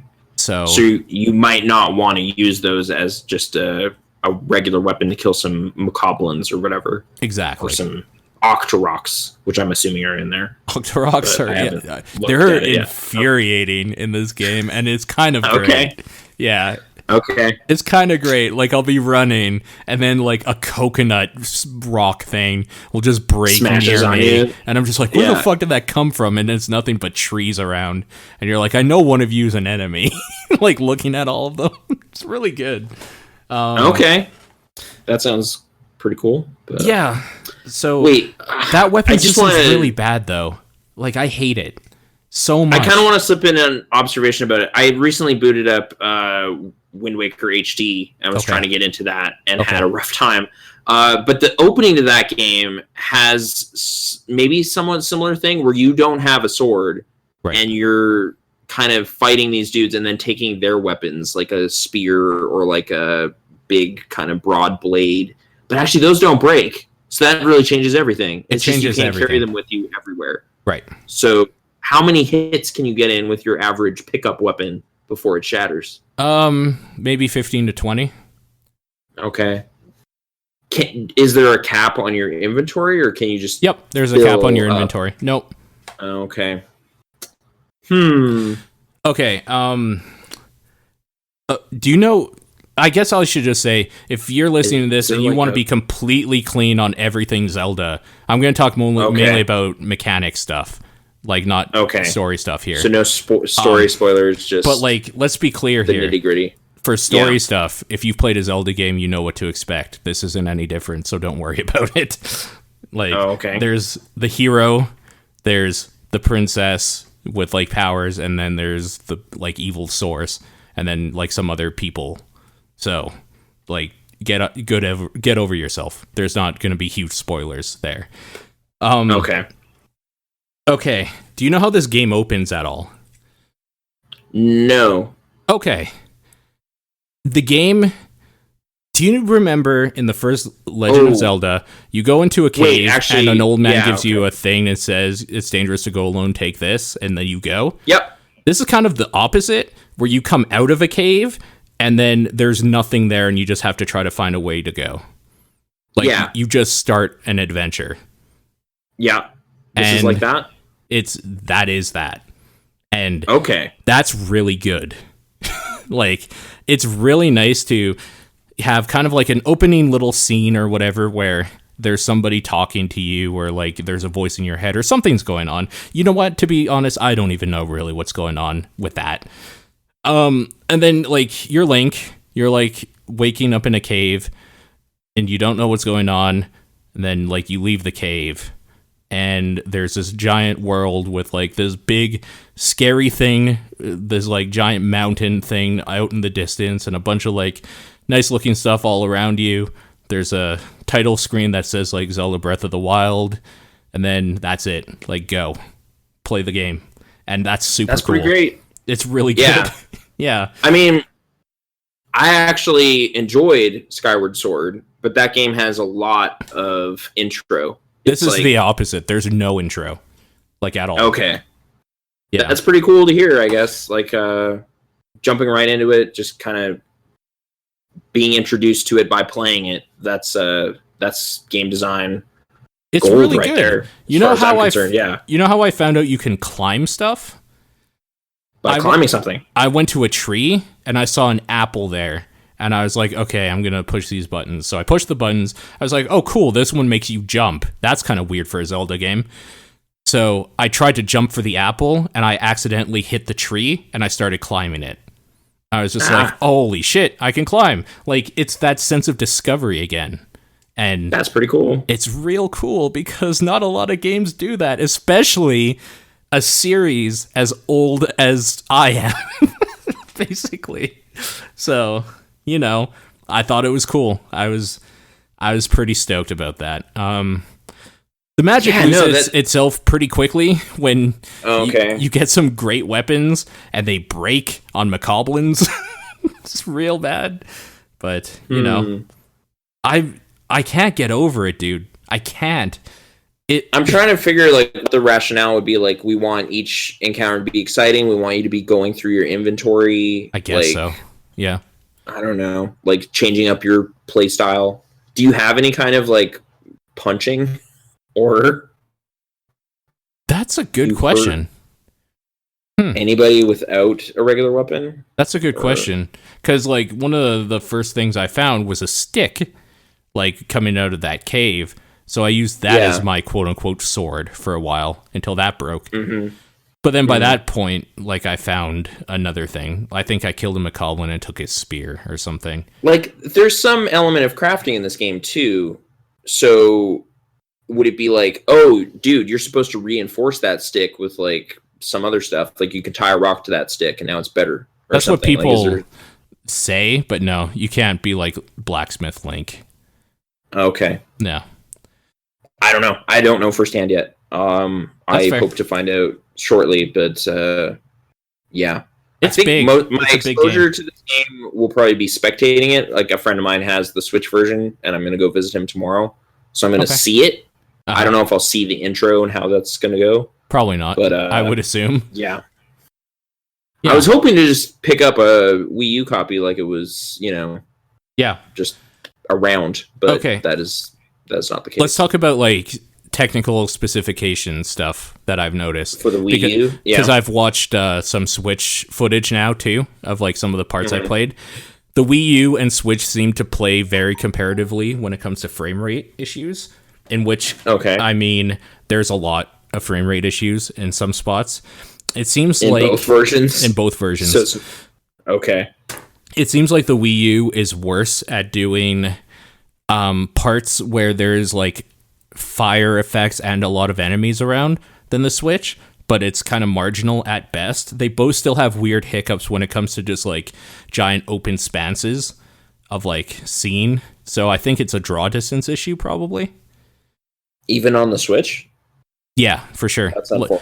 There's hiccuping and like frame rate loss and stuff on the Switch for sure.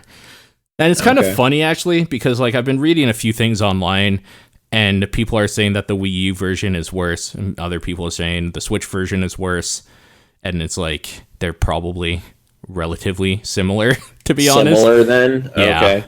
Which for me is great news because I didn't have to buy a $400 console to play it. To get in on this, yeah. I'm intrigued by that possibility as well. Just like, oh, I could just buy a game and start experiencing it. Cool. With the way they made this game, it's a good one too for like how long it's going to be. It's expansive. Like it is. Hyrule is huge. It's big in a way that I figured I would have a problem with, and I kind of do because it's a lot of game. But it's one of the things that if I had a Switch and I was playing this during my dead time at work or on the bus or like going to visit a friend and then playing more at home when I got home or whatever in bed even, it would be fine. That's kind of what they were going for, I think. Because I'm playing it on a console hooked up to my television, it's not okay. I don't want to sit there for 100 hours of just running around. There are a lot of big open areas of nothing. And I don't like that. Like, I think it's too big for what I wanted in the game. For people that take it on the go, it's probably made for you. Like, it is probably made so that you have something to do every day for the hour you have to go to work and then hour you have to come back. And then you can, like, do a dungeon when you get home or something. Like, it's probably tailored for you. For me sitting there on my couch with a console and just kind of, like, wanting to see more stuff, it seems a little drawn out, which I'm not a huge fan of. That being said, they do have the same feature as a Switch. The Switch has the feature of when you're playing it on your TV, if you got to go on the go, you just kind of like pick up the screen out of the docking thing, slide your little Joy-Cons on it, and it instantly transfers right to the little screen. The Wii U has the same thing. When you're playing on like a tablet controller, which I do because I don't have a pro controller for the Wii U, and I kind of don't mind the tablet controller after playing a few hundred hours of Monster Hunter on it. Like I kind of can play anything with that controller now. When you're playing it on the TV, if you can just tap at any time on the tablet controller and it instantly, without any problem, goes right to your tablet and you can like move around with it. The problem being, of course, the Wii U tablet has terrible range and always has. So this is kind of not that helpful, but it's been cool. Like this weekend, I've been playing it on the main television, and then Erin would come home, and then we would want to watch something. So I would just tap it when she would like put something on, and I would continue playing on my little tablet screen, and it works flawlessly. I've even tried it like with Link running, like holding forward and doing stuff, and then tapping back and forth, and it's seamless, which makes me believe that maybe some of the frame rate issues could be fixed if it didn't do that. Like if it was just a console game not giving information to both the tablet and to the television, maybe that could help a little bit, but who knows? I don't know. I'm no tech guy when it comes to that stuff. I think it's cool though. Like I like the parody there. The thing being, of course, that if you have the Switch, you have it better because you are carrying the console. So like you don't have to worry about a wall or anything like that being in the way of the Wii sensor. That's right. Although there have been those kind of stories about the left Joy-Con being easily interrupted, like the signal. Even when it's connected to the screen, though? That's what I'm not sure about. Okay. I think it's maybe when it's separate. So, yeah, if it kind of goes behind your body, even it'll hiccup a bit. Yeah. But I kind of want to see that. I want to try that tomorrow, I guess. Just see what happens and if that's really as bad as they say. But yeah, that might be when it's separate, actually, as a kind of a Wiimote type situation. I don't know. Yeah. But the music is great, as you would think. There's a lot of classic tunes and a lot of new ambient tunes kind of going on during certain situations, and there's like that do sound and like done like on a piano where it's obviously somebody hitting the keys really fast and like not synthesized, and all that stuff's really cool to hear, like kind of like a remix version or something of the old stuff with some new stuff in there. And some weird creepy tunes when you need a little creepiness and all that sort of stuff. So the sound design's very good. It's very nice sounding, good music. I like that stuff a lot. The weather effects and stuff are great. The rain can ruin everything frame rate wise. Like frame rate wise, yeah. Yeah. Also wet surfaces are hard to climb. So like you slip a lot when you're trying to climb, and that fucks with your stamina bar when it's wet. That's kind of an interesting mechanic, though. I don't know. Yep. Traversal trouble. You know that you get a paraglider, right? I believe I've heard that mentioned. You can that was talked about. Yeah. You can set fire to a field to create an updraft, and then use that to like shoot you up in the air with a paraglider. There's a lot of weird physics-based stuff that works in that game that way. Which is interesting that they did, because, like, why? You don't expect that from Zelda? Oh, right. I mean, traversal is a big part of it, right? So, like, trying to get into some weird cave or something, like maybe, set this tree on fire, and then you can actually get up there. Arguably, traversal is the whole game, for sure. Oh, yeah. Sweet! I love traversing. This is gonna be great. Can climb, like, basically everything. So there's that. Whoa, vertical gameplay, dude. It's like weird, man. Getting up, contents under pressure. Kind of. Medieval style. You can kind of climb everything, except for like smooth walls, because of course you couldn't. But yeah, I don't know. It's weird. For like cold places, you can, like, if you don't have like the warm clothing thing to like, stop from freezing to death, you can hold a torch. Like, use the warmth from the fire there. Just a little stuff like that. That makes sense. There's some logic there. There's some logic there in that game and the way the systems work, which is what's intriguing about it and why they failed so hard with this weapon system, which I would think would be the easiest one because you just have to give him a sword, and I'm happy. But whatever. Like you don't think that's a case of like hidden depth or something that's not apparent, or maybe it's just like maybe I just haven't seen what the grand plan is yet, but I don't know. Like I find it weird like, that I'm the only one that seems to be harping on it on the internet besides a few other people. About it. Yeah. I saw one post by Jeff Gerstmann talking about like open field combat being stupid because of the crappy weapons as your reward. So why would you ever waste good weapons? This is the thing. Yes, felt that too. Yes, but because every time you see enemies, you don't actually want to fight them. Because it's a waste of good resources. It's a waste of good resources and your time and probably your life. This is actually a thing I like though. Is that not since like I started World of Warcraft back in the vanilla days before they made everything like really easy and accessible, has there been that sense of like going to a place you obviously probably shouldn't be at because the monsters are so much more than you can handle right now. And it's not because you have a level, quote unquote, in Legend of Zelda. It's that like you're not equipped with the weaponry, the know-how, or like any of this stuff to be able to handle one of these guardians shooting a laser beam at you yet. So you probably shouldn't run out in that field. But like, hey man, if you want to, you can. And I did. And I climbed that tower even though it took me 10 attempts. And I got that checkpoint. But it was the worst. It was the fucking worst. But like, I really, really like that. Like, no, this is actually an open world. Like, this isn't gated off by somebody saying, halt there, traveler. You don't look like you're up to the task or whatever. Like, that was a major bummer with my Wind Waker time. It was like, I just want to hit the open seas. And it was literally like, no, you can't. You have to go to this next island. Like, that kind of constraint on it killed that game for me this time. So hearing that they don't do that is pretty exciting. To like, I don't know, use your example, it would be like, okay, I want to hit the open seas, and they're just like, you should probably go over to this island. And you're like, no, I'm going to go over here, and it turned out to be a whirlpool with a kraken, and you died instantly.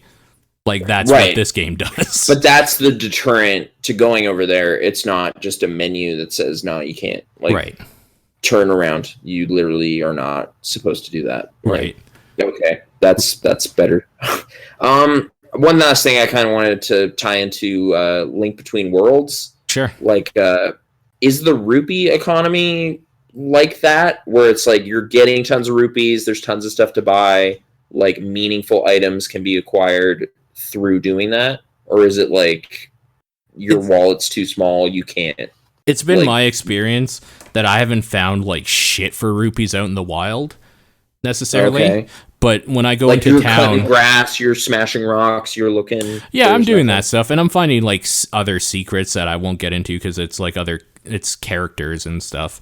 Okay. But like the way I get rupees is I have like a bunch of obsidian because I smashed a bunch of mining nodes or whatever, and like I'm just gonna sell some extra stuff, and I all of a sudden have like 400 rupees now.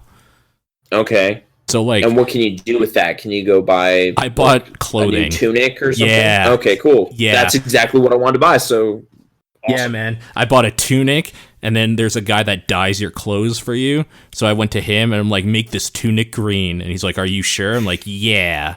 And now I'm like super happy that my Link looks somewhat normal. Okay, cool. Yeah. I don't know. Most of this sounds compelling. This is it. Is that most of it is. It's a very, very well crafted, well made game. There's a few technical problems with it, and I think that's just Nintendo being Nintendo and making ambitions higher than their fucking hardware. But I hate that weapon system. I hate it so fucking much. And it wasn't bad at first. Like, it was annoying at first, but it wasn't bad. It's bad now. Like, it's at the point where I feel like I'm wasting a shitload of weapons and not getting anything in return. So I'm just not fighting anything anymore at all. Unless I get a side quest that says, like, clear out this camp of monsters, I'm just not fighting a goddamn thing. And that's sad, because the fighting feels pretty good, honestly. There's, like, a parry system, a block system. There's, like, a weird dodge thing where when you dodge appropriately, you do like this crazy like flurry attack. Like there's cool shit in there, but I don't want to do any of it because doing that flurry attack will for sure break my weapon I'm using to do it. So, like, is there magic spells that enchant your items and make them better? I'm hoping so. Like, I'm hoping. I don't know. I just feel like there's got to be some rationale behind something like that, but I hope I don't know firsthand. So, I guess I'll inquire tomorrow and find out. Okay, actually, last thing. I was kind of taken aback when I was in the Walmart because there were Switch copies. They're like PSP cases. Like they're really small. Yeah, so are the cartridges. They're like SD cards basically. Right. Like it makes sense when you consider the media that's in there, but when I first saw it I was like, "Oh, are these like pre-order cards or something? Like should I just Oh shit, that's the Switch. That's what those look like." Yeah. Okay. Weird. But yeah, that was the little thing. That those copies are useless to me. I don't have that thing. So right. I kind of want to move this topic over to that. Do you care about getting a Switch? Like, let's talk about not the right Switch. now. Okay. Like, it's come up a couple times. Like, Brittany's been like more intrigued. I guess she's like, "Oh, we got shopper reward points. Like, maybe we can." And it's like, I guess, but I kind of feel this is a opportunity to wait for that first bundle or something, where it's like, hey, come early next year or something, there's going to be Mario Odyssey is out now, and maybe there's going to be a console plus a controller plus that or something. Like I can actually take advantage of a second wave. Dude, as Mario Odyssey though, wave. Right? Yeah, I want that game.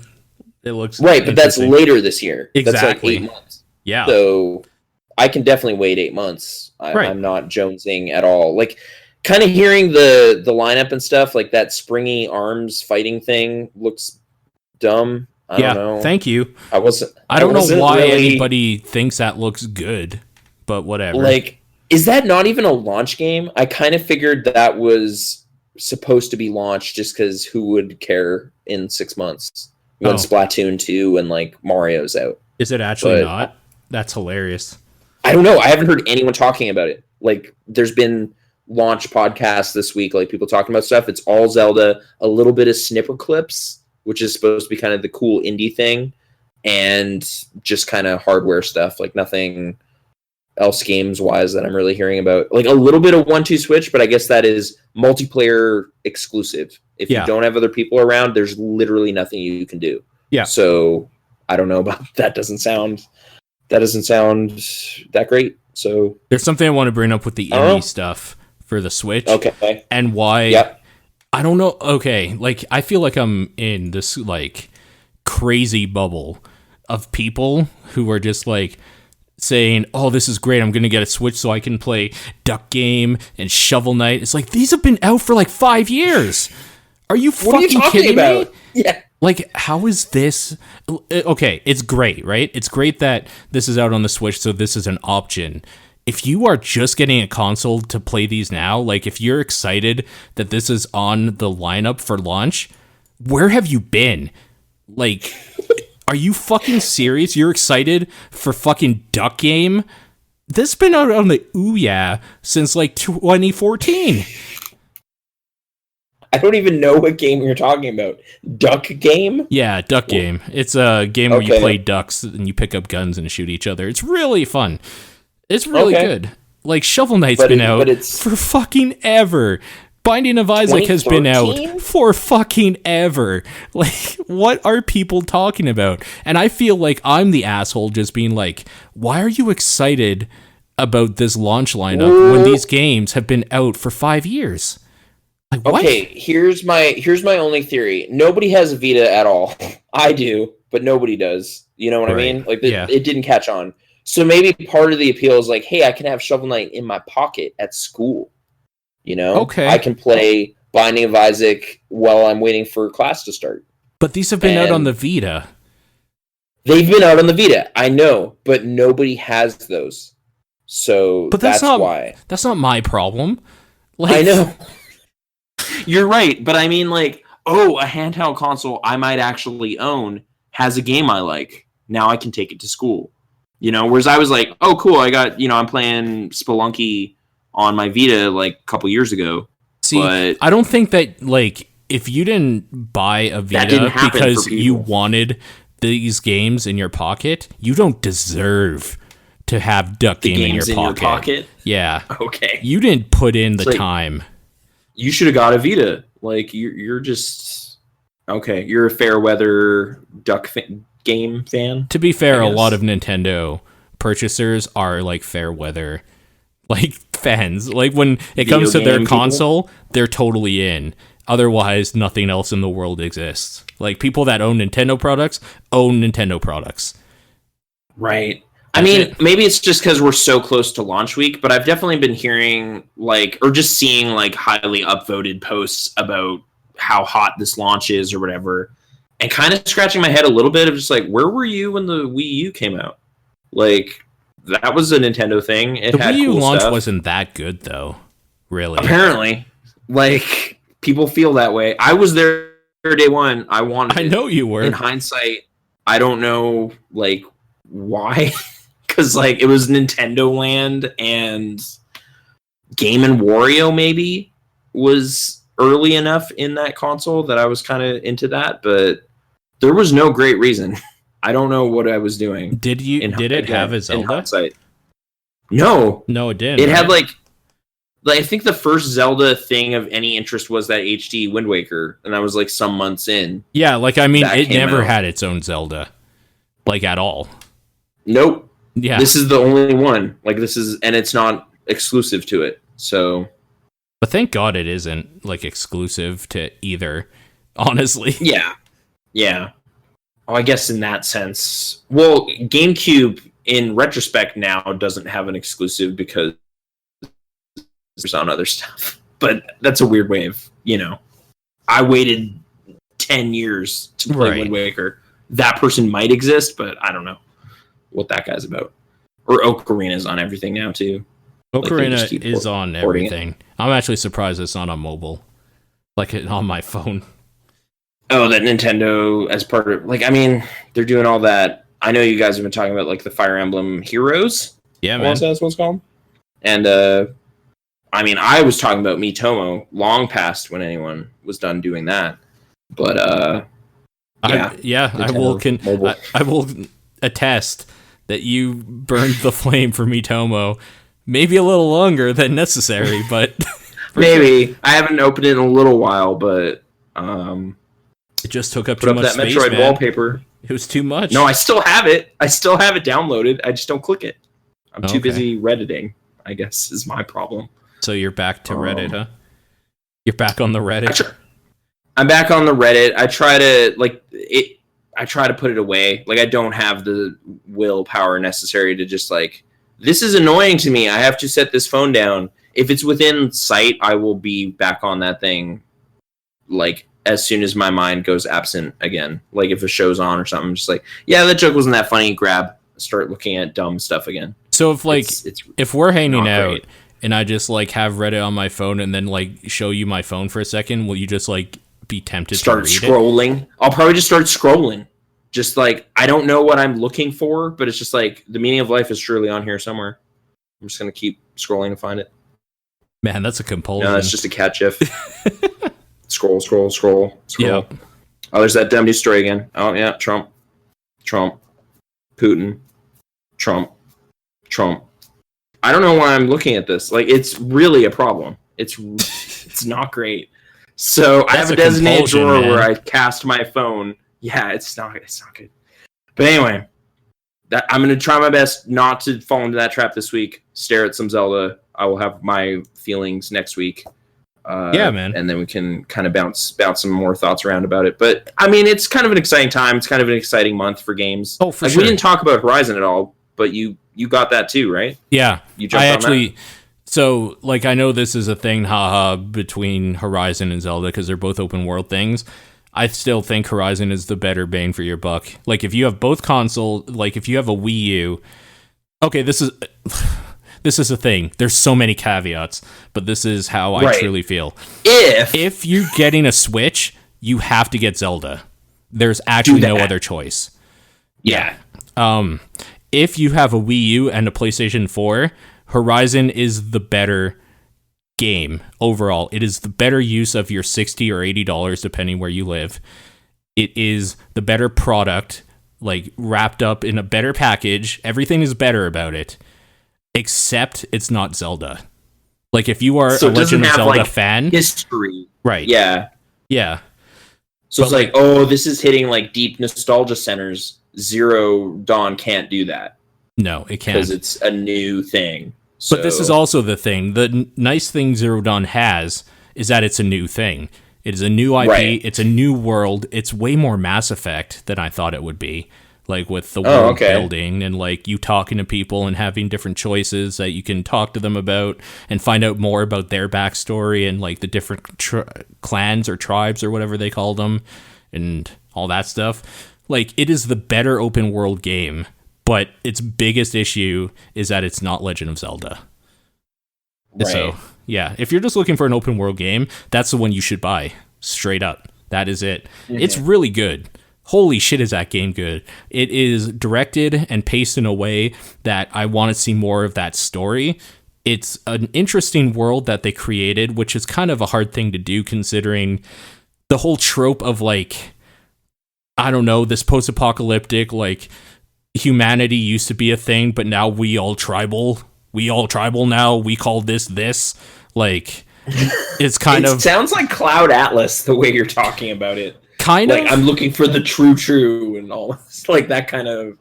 Honestly, yeah. It's, okay. I mean, it's facial, like a lot of tattoos on people's faces, or like Waterworld, where like just anything where like people that has evoked Waterworld in relation to it. I don't mean that in a bad way. I kind of like Waterworld. I don't mean it in a bad way. I'm just saying that Waterworld kind of invokes all the tropes of like a society that like that is kind of derived from how we are now, like a modern society, but something happened and it isn't all there, you know?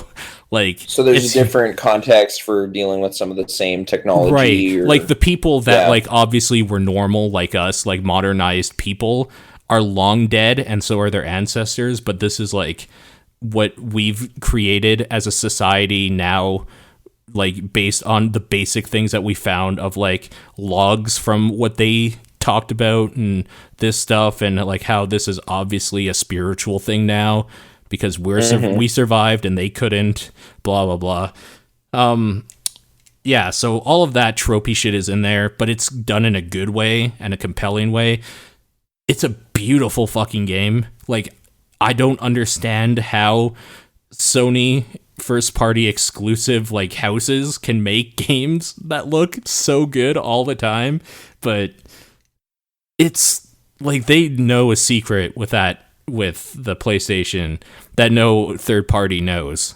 Like them, Naughty Dog, whoever that Sony has under their thumb, they must, because they pull off some magic graphically that no one else ever does, and it's insane to me. I don't understand it. Either way, and we're talking like default PS4 hardware, not the default PS4 hardware. Runs at the Pro rather. Runs at this is another thing. Zelda only runs at 30 and drops. This runs at a full 60 1080p, and I mean, let's be honest, it has a few hiccups here and there. It's not perfect. Like if it was on PC and you had a good PC, it probably would be perfect, but it's still a PlayStation 4 and it's constrained to certain rules and stuff like that and certain hardware. So, but it stays pretty much at a straight 60 the whole time I'm playing in high def, and it looks really good doing it. And if you have a Pro, it probably does stay at a strong 60 the whole time. Yeah, I don't know, man. I guess I'm trying to I haven't really looked at it too closely. Like, honestly, I just have weird cynicism about Guerrilla Games. I don't have positive feelings. I know, I felt like I hate Killzone twice for whatever reason. Well, I jumped right on board the Killzone 2 train and kind of felt sort of bad about that, but eventually beat that game. Kind of was okay, it feels a little different, but okay. What made you feel bad about it? Through the story.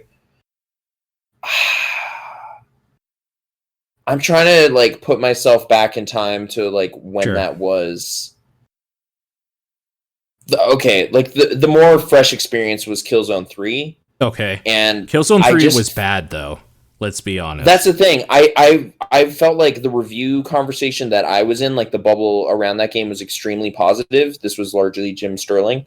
Right. And what my experience with that game was just like, I just am not having fun. And a lot of these areas just seemed like extremely mechanically designed. Like there's this path of grass that like, it's like you have to stealth right now. And there's this like stealth trail that you need to follow in order to do this right. And I was like, I just kind of want to shoot dudes and kind of have a fun time. It's like, no, you got to stealth right now. Okay. And it's like, now you're in a mech.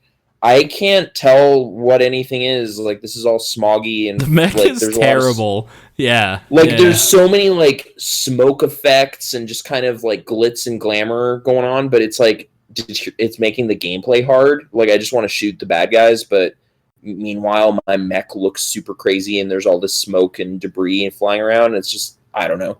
That was kind of my stuff. So I ended up not finishing that game. Okay. And was mad at it.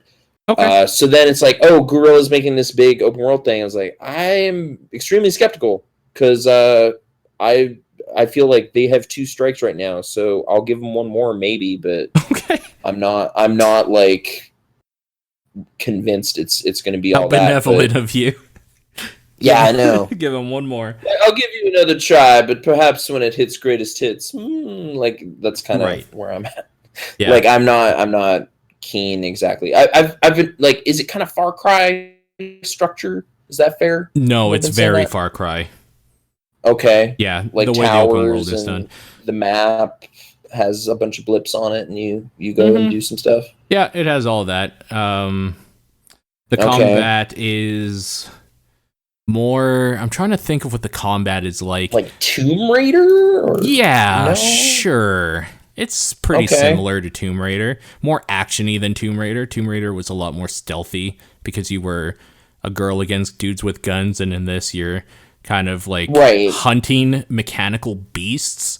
So it's a little different feeling, but you have traps and stuff. And I think the biggest flaw one that the game has when it comes to that stuff is that it doesn't like, you can get really just stuck in your like ways of how to do stuff in that game, like for your combat.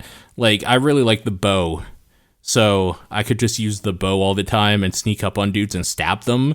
But like the other stuff, when you use them or whatever, are real cool too, but they don't really force you ever to use them. They're just kind of there for you to try at some point. I feel like tutorial areas or something where they're like, you have to use this and like chain it with this or whatnot would be cool, because you have like traps and different things you can use like against the beasts, and I think it's just more fun when you do. But like, you don't have to. You can just kind of sneak up on everything and one hit kill it, which is kind of lame. So maybe encourage like exploring your arsenal a little bit more. Yeah, I don't think they do a really good job of that. So is the game pretty easy then? Like I wouldn't say easy, but it definitely feels easy compared, like playing Zelda a lot recently, and that it definitely feels easier because you have a dodge roll, so you can dodge out of most situations. But like, I feel like you probably need it, right? Like with these giant lumbering machines and things that can kill you real quick, you should be able to probably get away from them and stuff. Yeah, you're like an agile warrior lady, so in that regard it feels easier than like Legend of Zelda, but I wouldn't say it's easy necessarily. It takes a little doing. Well, it just sounds like there's no wrong branch, there's no wrong weapon, like you can figure it out. You can kill everything with you can kind of play whichever way you want. Okay. Mm-hmm. But I guess it's not inherently bad. It's just kind of something. I'm sorry. Now, like tying it to Zelda with like evasion stuff, that was something I was like, oh well, the fighting's really good, but I don't want to get into this fight because my weapons are going to break. Is running away fun or no? No, it just feels clumsy and dumb. I mean, it's just you running away. like as much as you can. Chase minigame or something. It's no, it's you trying to get away out of their aggro range so that they'll go back to where their spawn point is or whatever. Okay, so there's no just trying to figure out like, well, maybe they wanted the running game to be really fun. I don't know. That would be really I'm trying good. To explain it. Like if they somehow did like the running part fun, it's a chase game. It would make sense then why the combat is fucking terrible. Well, it's weapons smashing. Right. Yeah, no, you're right. Yeah. The combat is super fun, Ashley. It's the weapon thing that's fucking terrible. My bad. Yeah. Yeah. Okay, so those are the big, recent splashy. I've been playing Fire Emblem Awakening again. That's fun. That's a good game. That's the 3DS one from like 3 years ago? Yeah, I stopped playing Heroes completely because Awakening is just like a game. Like there's actual things going on in there, so like just a deeper, richer thing. So it's hard to go back to Heroes now when there's actual like crit chance, miss chance, and like parts where you need to like tactically think. Like it's hard to go to just like move this guy here and get your orbs or whatever so you can like do another gambling run to see if you get a dude you want for your roster. Like Heroes is very much a good game, but it is a dumbed down version of what I want, and Awakening is the thing I want. I figured out, so okay. Yeah. Well, that's fine. It's not native. I haven't really been playing anything, so I don't really have much. Did you go see Logan? Segment. I haven't seen Logan yet. No. Okay. I honestly wasn't that keen on that until I guess the review storm hit and people were saying really nice things. So I'm more intrigued now, but I don't know. Like, why weren't you intrigued? I'm more interested in this story. I didn't see Apocalypse. Days of Future Past was okay. Like, I don't know. I guess I've just been kind of lukewarm on X-Men movies for a little bit. Okay. So it wasn't like a done deal. Obviously, this is going to be fantastic kind of thing. But X-Men Origins Wolverine is one of the best movies in that series. I don't hate it. I love that movie. Like, I actually legitimately like it. I saw it twice in like 1 week and had a decent time. Yeah. And, that's a test of watchability, I guess. I don't know. Yeah. I didn't quite get the hate about it. It's like, it's a revenge Western, but with Wolverine. That's, there's zero of those until this came out. So people are too up their own butt about quote unquote quality. Like it's a fucking Marvel movie.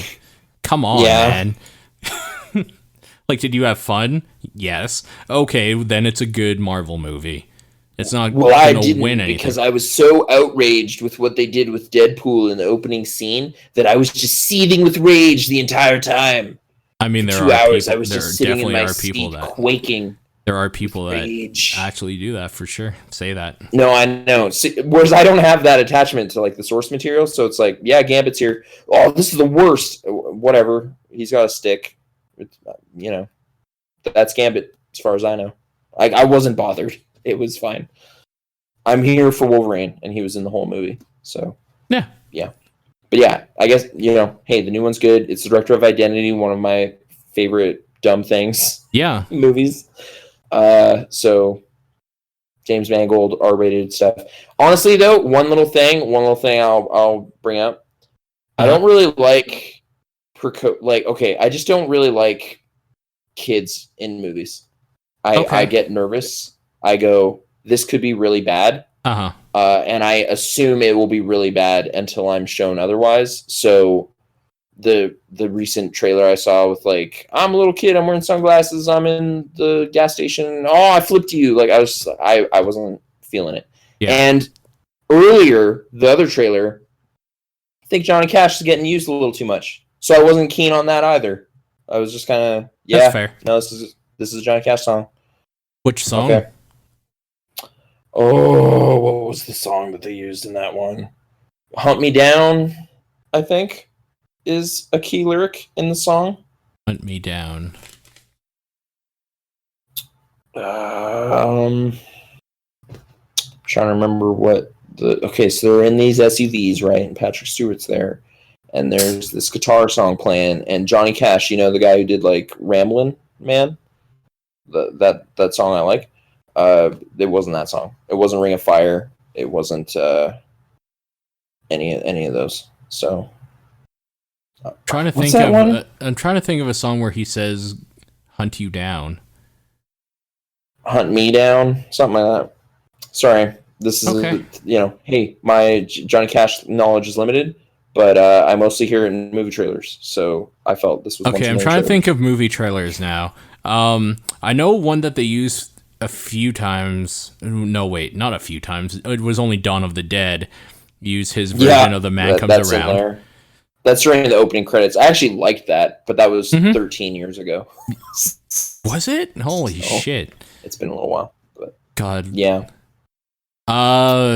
Is it God's Gonna Cut You Down? No, that might be what we're on about. Cut you down, not hunt you down. Okay. I apologize. That's probably the close. It's like a steady like bass beat with like a clap going on in it. Yeah. Okay. Sooner or later, you're asking me to cut you down. That one. Yeah. Yeah. Cool. You're asking me to like pull all this like prove you're a Johnny Cash expert. I didn't claim that. No, I was just trying to like picture in my head what it was because it was driving me a little crazy.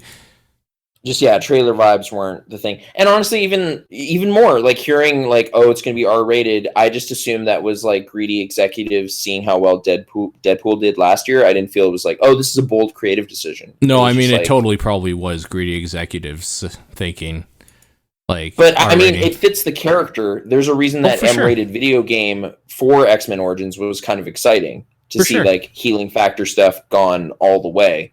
So with him being fucked up and then coming back. Yeah. Also, that's a good combination. But for sure. I mean, that's always been his character. Is being like blown apart and just like a skeleton, basically. Yeah. So I had to be convinced. I have been somewhat with the reaction to it. I'm more curious now. I will probably look at it in the coming weeks or whatever, but I didn't jump right on that. The one I did is one I'm kind of hesitating to talk about because I don't know what to say exactly. Get Out, which was the Black movie from last week. Yeah, the Black movie. Like the one where Jordan Peele. Yeah. Is it a horror movie? It is. Yes, I guess. I thought it was like more like a weird suspense or thriller, like not like a horror movie. Like, okay, number one citation Jordan Peele gives for it is Stepford Wives. So it's kind of society, like commentary, satire kind of thing. Yeah. But the main character is in jeopardy and there's like stressful situations for him and stuff. So it's primarily a horror movie, I guess, but also a lot of cultural observations and stuff. And I went in kind of a little hesitant just because I really didn't like the trailer for that one either. It was doing the like horror movie jump scare trailer for sure, where it's just like screechy sound effects and a thing moves and it's like this looks pretty bad. And then the critical consensus on it was like so universally positive that then I was kind of wary about that because I was like, you guys like Hurt Locker too much, so I don't trust you. I know this got like 99 on like Rotten Tomatoes. It was actually at 100 for at least a week. Like it was. Is any of this because everybody loves it? If it wasn't, people would be called a racist because it's about black people. Like, let's just open this conversation up because I think there might be some of that. That was the thing I was kind of worried my reaction might be of just like, is this just like we need to toe the line on this because it's offensive not to? Yeah. And then when I watched it, it was like, okay, you know what? That was actually a pretty well made movie. Oh, like good. I like it has some clever ideas in it. It has some like good performances in it. There's some stuff to appreciate, and I could see that being like, everybody just felt the same way, and it just happened to work out that way. But I don't know. It definitely feels like a culturally, appropriate. I don't know. Like it's like tuned to the times a little bit. Like this is a smart time for a movie about this divide and kind of commenting on some of these like tropes and prejudices and stuff to come out. Like I guess it's a good time for that, but I don't know. It's easy to be cynical about it, and I definitely was when I was sitting down, like just being like, I feel like I have to like this movie, or I'm on the wrong side of history or something. Yeah. No, so sure. I was kind of relieved that it was like oh no, this is actually good in it. Yeah. Like, oh, this is actually pretty good. But I didn't leave like raving, like super excited. It was just like, okay, that was okay. So I'd be kind of more tepid than most. I left like kind of knowing this being at 100% right now is so tantalizing an opportunity for someone to be a troll jackass, just to change it. Yep. So like the most clicked on review is going to be the one that decides to break from this mold, and they're going to, and it happened. So yeah. It did happen. Yeah, I mean it's at 99 now. It was at 100, now it's at 99. So yeah, someone sees the opportunity, and I don't really want to comment on who it is and that whole thing because they've made a career doing this. Oh, so like it's an actual critic, not like it's an ongoing. We'll call him a critic, but is this he's the a guy professional that you? Contrarian. Okay, yeah, this is the guy that you've talked about before. Then he's it's Armin like, White. Okay, yeah, it's like oh, everybody likes Pixar, but not me. You know what I prefer? A good Adam Sandler comedy. Like it's that guy. Like, I swear he sits down and has decided what his review is before anything starts playing. Like, he's looking at Rotten Tomatoes, like, I love this movie, and then writes that review. No, I hate this movie. I just realized what, yeah, this guy is doing this for clickbait for his site. Oh, absolutely. Because the title of his review is Return of the Get Whitey movie. Yeah. Like, great. Come on. Like, although, okay, as a white person, it does kind of become white people are real bad, and I was kind of, we are, dude. It's a little weird. I know, kind of bad. Not all of us, but some places. Even right now, even this moment right now, there are places that like our kind are real bad, are causing real trouble. I know that, so I guess that in a way, I felt like it is my mature responsibility to take the criticism that this movie offers. Okay. Because I get it. Yeah. But yeah, if it's easy for someone to be like, no, this actually has real problems. I would kind of compare some of the dramatic arc of this movie to something like Django. Like there's a big like massacre of sorts at the end of this movie too, but people are more happy about this movie. I don't know. Maybe it's a pacing thing. Maybe it's just, it has more momentum and stuff. Like, there's qualities that this movie has that Django lacks, and there's, vice versa, too. I really liked Christoph Waltz's sideburns. But, whatever. Can't win them all. Not everybody can get Christoph. And he wouldn't have fit in this movie at all. I don't know what to say. I need to know, like, when you were thinking this, and then you went, and sure enough, it's one dude.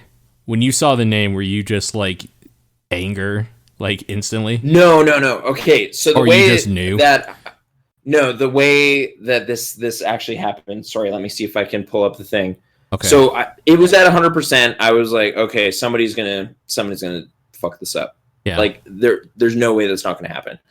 The way it went was my friend Ryan, who I saw the movie with, texted me this. Guess who broke the 100% on Tomatoes for Get Out? And I replied, Armin White, because I knew in my soul. Yeah. And it's like, yep. Yeah. Like, it's just like, who's going to do it? The trolliest troll of them all. The Troll King. Like, he's going to do it. And he did it.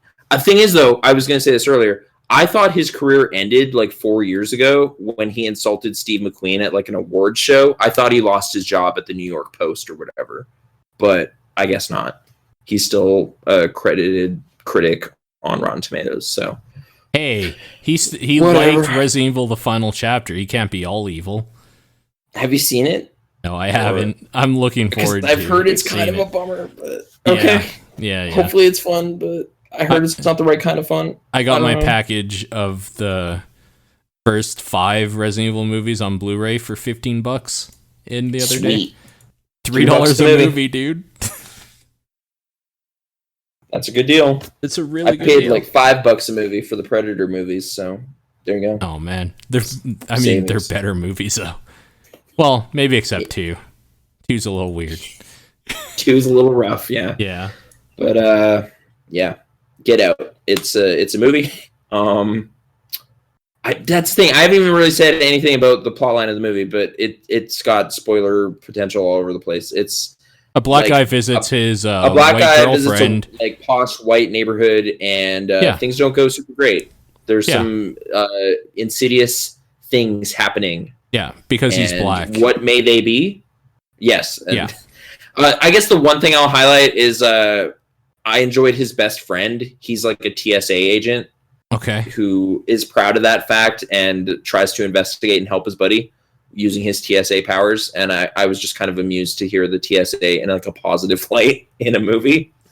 Yeah. It was kind of fun. I hate the TSA so much. God, I hate them. Maybe you'll hate them less after you see this friendly detective TSA guy. Maybe. Catherine Keener's in this movie, so I probably won't like it that much. I hate her. Well, she may be in a villainous role, so it capitalizes on hatred of her. I mean, that would make a lot of sense to me because she's reprehensible as a human being and probably should be stopped. Why do you hate... What? I can't stand being her. John Malkovich or what? I don't know. I've never been able to stand her. Maybe it's just something about her face or something. I've never liked her at all. Okay, well, your mistrust of Catherine Keener, this movie... It's well warranted, apparently, so... Yeah, they use Stephen Root quite well, as well. Apparently she was in 8mm? Amazing. I didn't know that. She is white, like Cage's wife? Or... Maybe? Yeah, you're right. Okay. Yeah. It's been a while since I've seen that. Gandolfini is pretty good. Yeah. But okay. Good movie. That is recent film related things and video games and all the rest of it. That's all of it. We'll do the Switch report next week and we'll resume that. But that's what I got. If I have to highlight one thing, if I can double down on anything, it would be that 60s, 70s, 80s series. I really found that incredibly engaging stuff. More so than the Gaming Historian, huh? Yeah, like I mean that's like playing right to my interest. This I felt was like, oh, this is actually broadening my understanding of some things, and I appreciate that. So, like engaging material. Yeah, cool. Sounds 12 good. stars or whatever. Yeah, it's great. 12 out of 5. 12 out of 5. That theme song's so good, man. Just putting some music to history. Gives everything power and meaning, and it's like, oh man. That was so heroic what that guy did. Oh, look at that. Yep. Propaganda. Yeah. It is, but it's like, you know, it's got bad mixed in with the good. Like it's just kind of more makes the United States a little more of a complicated three-dimensional character, you know? You kind of get it. It's probably important to do that because it's too easy to remember the United States as a bunch of like terrible, whiny fucking like people. Really, you know, the loud ones specifically. Tie it in with modern politics and stuff exactly, but if you want to see some good presidents at work, check out the 60s, 70s, and 80s. Yeah, get a sense of, you know, Republicans, Democrats, doesn't matter. Like, just, you know, these great leaders of the past really highlight the deficiencies of the present. So yeah. Politics, woo, divisive shit, what? Throwing all this stuff. Yeah, Trump's in some 80s episodes, man. He was a go-getting money guy. He was a rich dude. King Yuppie. And I mean, he continues to be a rich dude. That didn't change. See you guys next time. I don't know. Bonus topic. I think I've put some peace. You know, I've reached a peace agreement with Lego a little bit. Oh no! Okay. Some of their products are just really well designed, and I can't deny that. I got a K2SO figure from Rogue One. Yeah. And really enjoyed building it. And yeah, they know what they're doing. They really know what they're doing.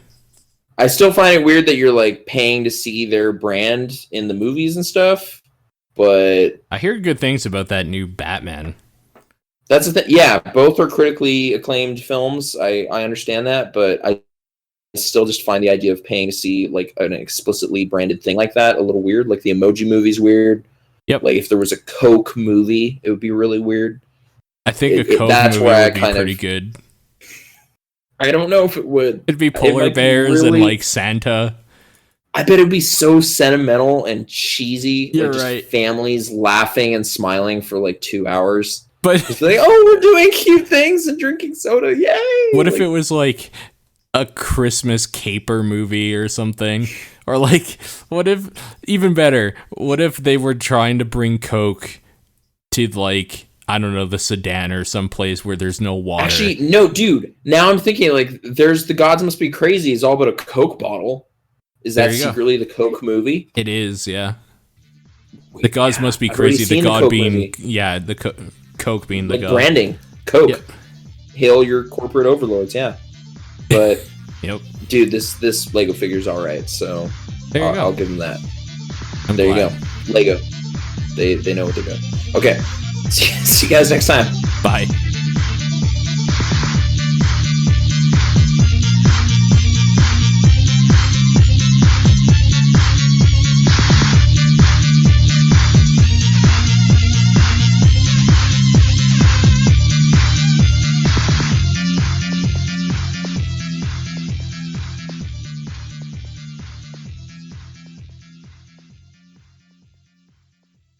So you got some shit stolen from you or something? Potentially. We definitely had something broken into. Our storage unit downstairs, which, as it turns out, is very not secure. Is it like a room? Well, it's a locked room, so that's where it gets a little weird, because someone would have had to have a building key, or someone would have had to prop that open and be real careless. I'm not really sure. But the actual units are just like chicken wire over wooden frames, right. Like they're little storage closet kind of things. So, right.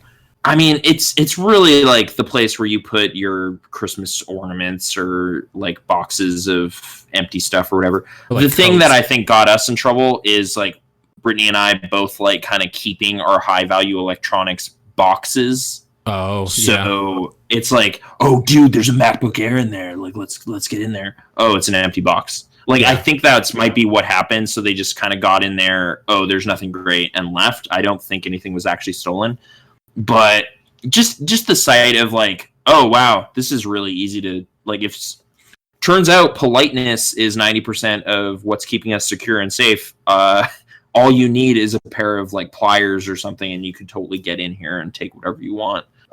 My combination lock is kind of useless, so. That was a little unnerving, and then several other units had been broken into down there too. I'm not sure if some of our neighbors have missing stuff, but I felt it warranted a non-emergency call to the police, and they stopped by and kind of looked at it and took a picture or whatever. But, like, I'm not sure anything's going to happen realistically. I kind of knew that, but I felt it was worth reporting. Just, hey, someone shitty did something shitty. I want that on the books in case it's ever figured out that this person has a history of doing shitty stuff. Bring that to light, because I don't think it's a good thing people are doing. But I also just don't love the idea of someone having a key not being trustworthy in our building. But I really don't know what the extent of the investigation will be. You get somebody fired or something? If it turns out it was somebody internal, like part of the management or something. That would be something. There is a camera down there in that room, so getting footage from that. Like, no, I know. It's like, well, I'll phone the charter, our management company, our property management, and see if they'll do anything. I guess I was a little weirded out that we got a note about it, but that person didn't report it to anybody, like not the building, not the police, like nobody. It was just like, hey, check downstairs, something's wrong. Oh, okay. Oh, I thought you meant like flooding or something. This is a little more bizarre because somebody's responsible, and I don't know who it is. But yeah, have you ever had any like break-ins or anything or stolen stuff? Like, I don't have much experience with it, so this was the closest I've come to my property being infringed upon that I can remember. Yeah, for my house, like, no, I've never had that at my house. I've had my first car stolen once and my second car stolen twice. I've had a bike stolen, but I think that's like most people have had bikes stolen in their life at some point. I've had video games of mine stolen from, like, quote-unquote friends or whatever. Like, borrowed and never returned, or, like... Yeah, exactly. Oh, okay. Yeah. Yeah. So, yeah. I mean... The cars thing is the worst. I have those, like, mystery games that I was fervently looking for and don't know where they are, so potentially those were stolen. Yeah, exactly. I don't know. I feel like... I tend to, like, presume I screwed up and lost them, as opposed to someone committed a crime against me. Maybe just for personal, like, self-security or something. Sure. I don't like the idea of somebody fucking with me. Yeah. But, yeah. It was just kind of a lame thing. It was, Yeah, it sucks. It really sucks. Damage. Mm-hmm. Yeah.